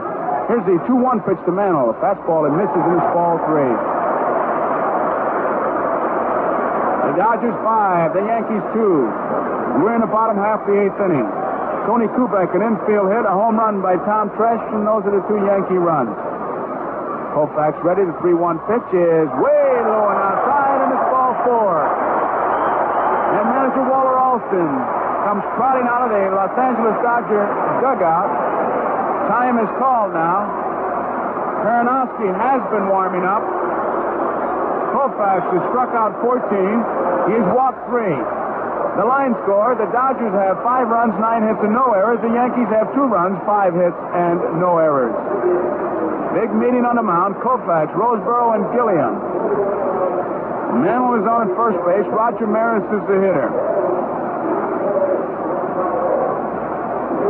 Alston now heads back. Koufax will stay in the ball game. And it's usually a kind of a jury that meets on the mound as Alston asks a question, and then he gets his answers from usually the catcher, the pitcher, and in this case it's quite possibly Gilliam, but more so Roseboro. And what he likes dictated his move. Koufax is in there, and here's the first pitch to Maris. It's low, and it's ball 1. Dodgers 5, Yankees 2. Mantle is on at first base. Maris up there. He is 0 for 3. Koufax delivers, swung on and missed. And it's 1 ball and 1 strike. They swing way around for Roger Maris. Scowling behind the bag, trying to pick up the percentage of knocking that ball down. Trubisky is over. Wills Shades towards the bag. Koufax ready. Here's the 1-1 pitch. Swung on a bouncing ball. Suzuki at second has it. The flip to first is in time. Maris bounces out from Suzuki to Skowron. That ends the 8th inning. And the Yankees scored 2 runs. There were 2 hits. There were no errors. 1 man was left on base. And so at the end of the 8th inning, the score is Los Angeles 5 and New York 2. Mother, a letter from Bob. Listen, dear Ruth, Chrysler Corporation warrants for 5 years at 50,000 miles, whichever comes first, against defects in materials and workmanship, and will replace or repair at a Chrysler Motors Corporation authorized dealer's place of business the engine block, head, and internal parts, intake manifold, water pump, transmission case, and internal parts, excluding manual clutch, torque converter, drive shaft, universal joints, rear axle, and differential and rear wheel bearings of its 1964 automobile, provided the owner has the oil changed every 3 months or 4,000 miles, whichever comes first, the oil filter replaced every second oil change, and the carburetor air filter cleaned every 6 months and replaced every 2 years, and every 6 months furnishes to such a dealer evidence of performance of the required service, and requests the dealer to certify receipt of such evidence and the car's then current mileage. Thinking of you always, Bob. Dear, are you sure you're doing the right thing marrying a car dealer? Steve Hamilton is the new pitcher for the Yankees here, a left-hander, with the Dodgers leading 5-2. And we pause 30 seconds for station identification. 810 and you dial WGY Schenectady. A baseball star is someone with that certain something that wins ball games. If you want to be the star attraction in your home, keep plenty of Saratoga ginger ale on hand and serve it often. When you're tense and need relaxing, or friends call and you all get to feel thirsty, take a refreshing, relaxing, thirst-quenching drink of Saratoga ginger ale. It's a combination of pure, clear waters and imported Jamaican gingers with a just right touch of carbonation that makes a rich, zesty ginger ale unequaled for taste and flavor. Now on special sale at your favorite store.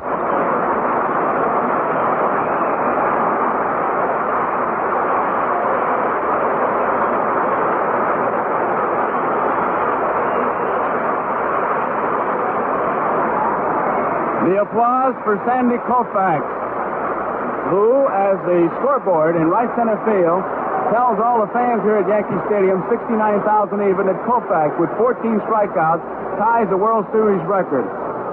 He has the bottom of the 9th to go to see if he can break it. Right now, he's the hitter against Steve Hamilton, a left-hander. Delivers, and Koufax swings and misses. And now he talks to Paparella as if to say, you know, I had a cut at that ball, but I think I was swinging at his elbow because he was about 20 minutes in front of that ball. The left-hander delivers a curveball, and Koufax takes it low, and it's 1 ball and 1 strike. This Hamilton, a big guy. He's got some elbows, too, talking about elbows. He's all angles, isn't he? Tell you, Ernie, when you hit against a guy like that, you don't know if you're hitting fingernails, elbows, kneecaps. Everything with that baseball. Here he comes again, a 1-1 pitch. It's a strike, a good fastball. And it's 1 ball, 2 strikes. 5 runs, 9 hits, no errors for the Dodgers in this ball game so far. 2 runs, 5 hits, no errors for the Yankees. Home run by Roseboro and 1 by Tresh. Curveball, swung on and missed, and Koufax is out of there. These Yankee pitchers have struck out 10. Ford struck out 4 in 5 innings. Stan Williams, in the 3 innings he worked, gave up no runs, only 1 hit, struck out 5, and walked nobody. So we've had a lot of strikeouts, 24 of them so far in both clubs. Here's Maury Wills. Swung on, popped up foul, out of play.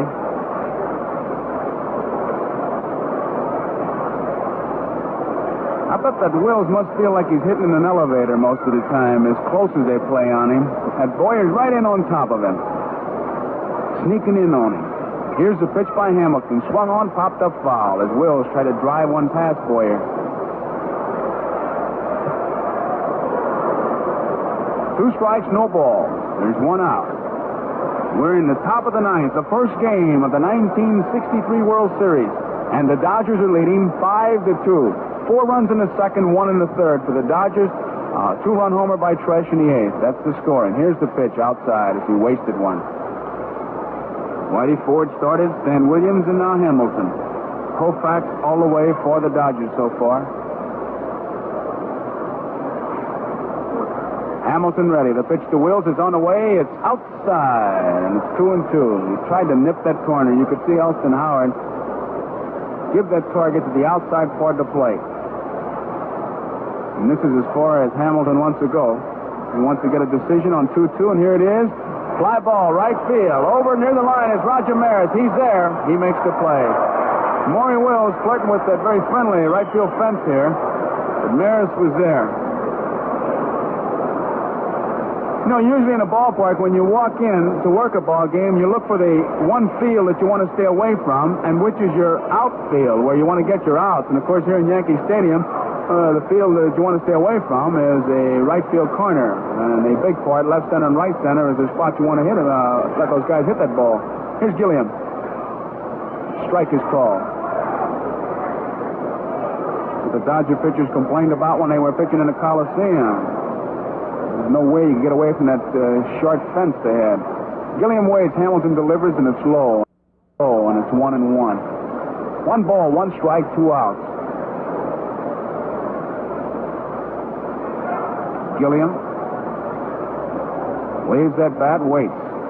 Here's a 1-1 pitch. Swung on, hot shot, right at Kubek. He's got it. Here's the long throw. They get him.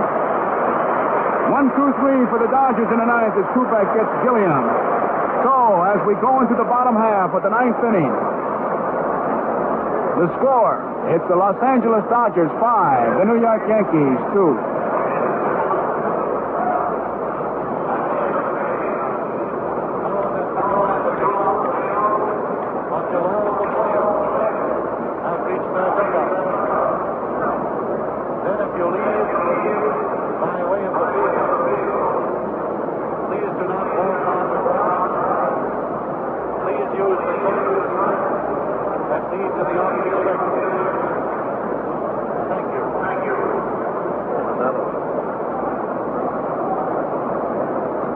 Sandy Koufax taking his warm-up tosses with John Roseboro as he goes into the bottom half of the ninth inning, the 3 toughest outs in baseball.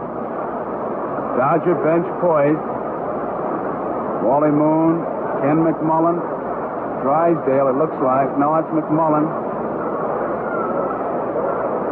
Drysdale may be in that bullpen, the way manager Alston was talking. For the Yankees, it'll be Elston Howard, Joe Pepitone, and Clete Boyer, the scheduled hitters. Joe, the World Series record for the most strikeouts by both ball clubs in a game was 22, so that's been already bested here. 24 so far. So we've had 2 records here. Most strikeouts in a ball game by both clubs. Put outs by a catcher. Roseboro has that, and Koufax has tied a record with 14 strikeouts. Howard, Pepitone, and Boyer, the hitters. Here's the first pitch by Koufax as the curveball swung on a line drive right at Suzuki. Suzuki had him played perfectly at second base, and there's 1 out in the ninth.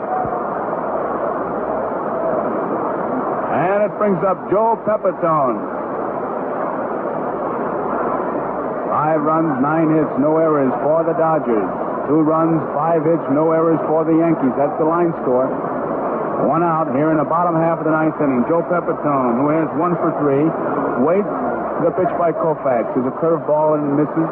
It's ball 1. Boy, there's no doubt about this Koufax curveball when he snaps it off. Koufax delivers a fastball, popped up foul, down the third base line. Gilliam giving it the chase. Wills is giving it the chase. Does he have a play? He does not as it goes into the stands. Both Gilliam and Wills were there. Shag Crawford, the third base umpire, and Tony Venzon, the left field foul line, both right on top of the play. So the count, 1 ball and 1 strike.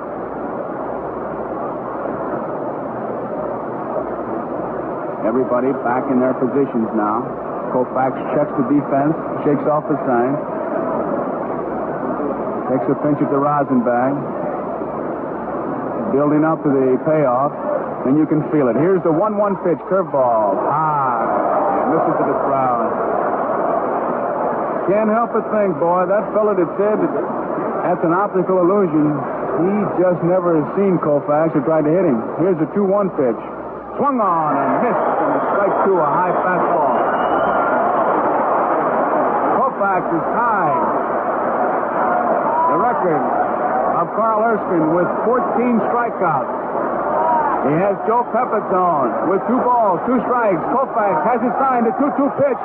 Popped up. And back of the plate, it's out of play. Pepitone stays alive. Roseboro gave it a good chase. That was a high fastball. 5-2, the Dodgers are leading the New York Yankees in the opener here. Tomorrow's ball game, it'll be 2 left-handers again. Johnny Padres for the Dodgers. It'll be Al Downing for the Yankees. Koufax ready. The 2-2 pitch, a curveball, hitting the right field. It's a base hit. Joe Pepitone singles to right field, barely up with that ball, and Pepitone stops at first. He has his second base hit of the afternoon. And that brings up Clete Boyer. Joe, here's the only fellow that Koufax has not struck out. He's gotten everybody, excluding the pitchers and pinch hitters, except this guy right here. Boyer, the hitter. Harry Bright has come out of the Yankee dugout. He'll be the pinch hitter. Lopez was used in the 5th inning. Koufax struck him out. Linz was used in the 8th inning, and Koufax struck him out.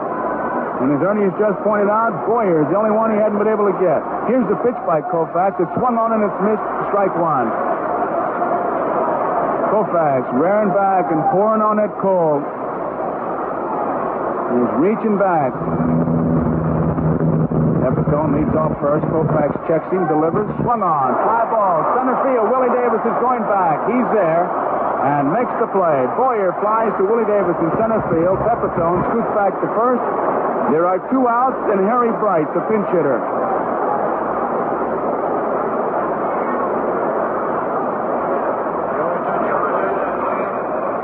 Waller Alston comes out now. He wants to talk to Koufax. Roseboro joins in. And this will be a review of the scouting report. And they've got a good book on Bright. They've played against him. Bright has been around. Came over from the Cincinnati Reds, and he has done a real good job for the Yankees. Pepitone standing at first. 5-2. Dodgers leading.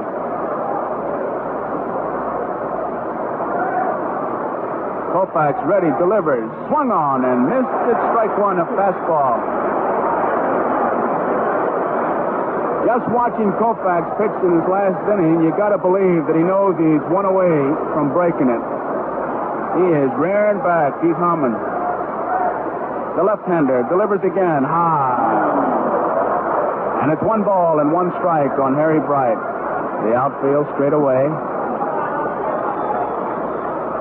Dodgers 5, Yankees 2. Koufax delivers high, and it's ball 2. Koufax against Harry Bright. Big man for these Yankees.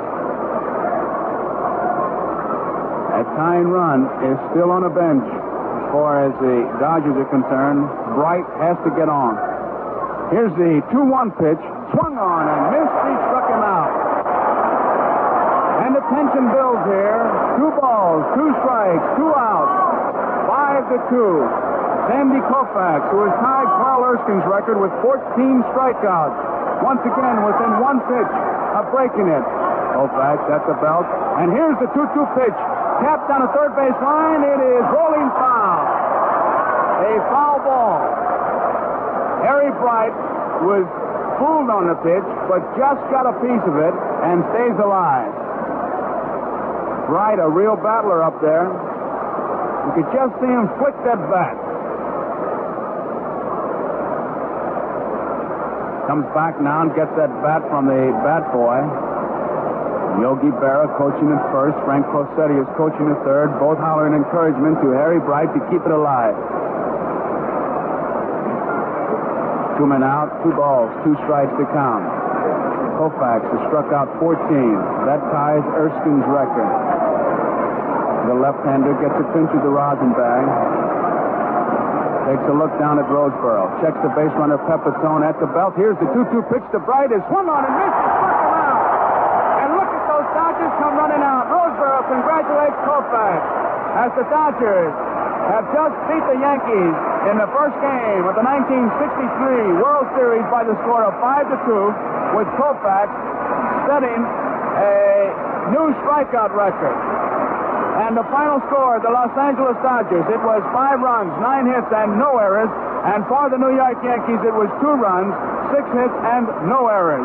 And in a moment, we'll review the highlights of the game for you. During a major auto race, nothing takes the place of the men in the pit. They have the tools and the talent to keep a car running right. Now you can give your own car the same kind of service with Chrysler Corporation Certified Car Care. It's like a car health plan. Here, technicians with special tools and talents keep your car at the peak of performance. Certified Car Care by the men who sell and service Plymouth, Dodge, Chrysler, and the Imperial. Take advantage of it. It's a winner. The Yankees in the first game in defeat 5-2 at the hands of the Los Angeles Dodgers and Sandy Koufax. The Dodgers 5-2 over the Yankees, and Sandy Koufax, with that strikeout of Harry Bright, sets a new strikeout record. He struck out 15, and Ernie, from the very beginning when he struck out the side in that first inning, it looked like Koufax had it.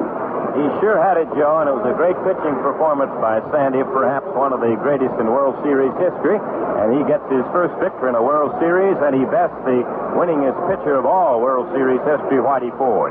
Ford was the starter for New York.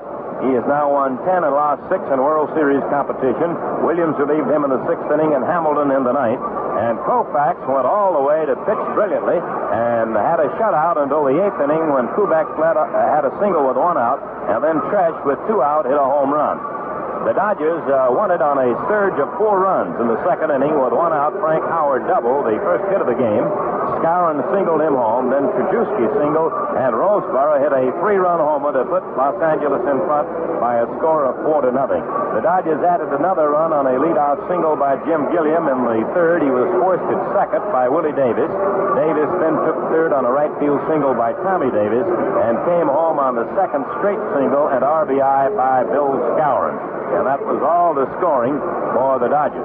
All 5 of their runs came off the start of Whitey Ford, who went 5 innings, about 5 runs and 8 hits. Williams pitched very well in relief. He went 3 innings, gave up no runs and 1 hit. And Hamilton, the lean left-hander, came on to pitch in the 9th inning and did an excellent job getting the Dodgers out 1-2-3. But most of the laurels of the afternoon belong to Sandy Koufax, the whiplash left-hander of the Los Angeles Dodgers, who did a tremendous job.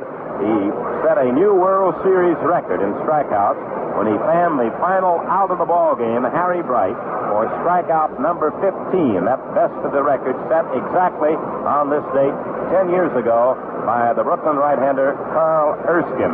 Erskine had 14, and this afternoon Koufax struck out a total of 15. The totals, 5 runs, 9 hits, and no errors. For the Los Angeles Dodgers, the New York Yankees had 2 runs, 6 hits, and they made no errors. Our producer today, Len Dillon, our engineer, George Robertson. This broadcast authorized under broadcasting rights granted by the Commissioner of Baseball solely for the entertainment of our listening audience, and any publication regarding broadcast or other use of the description and accounts of this game without the express consent of the Commissioner is prohibited. That wraps up the first game of the 1963 World Series. Be with us again tomorrow here at Yankee Stadium at 12:45 for the second game of the World Series, when your host, as today, again will be the Chrysler Corporation, makers of the all-new 1964 Dodge.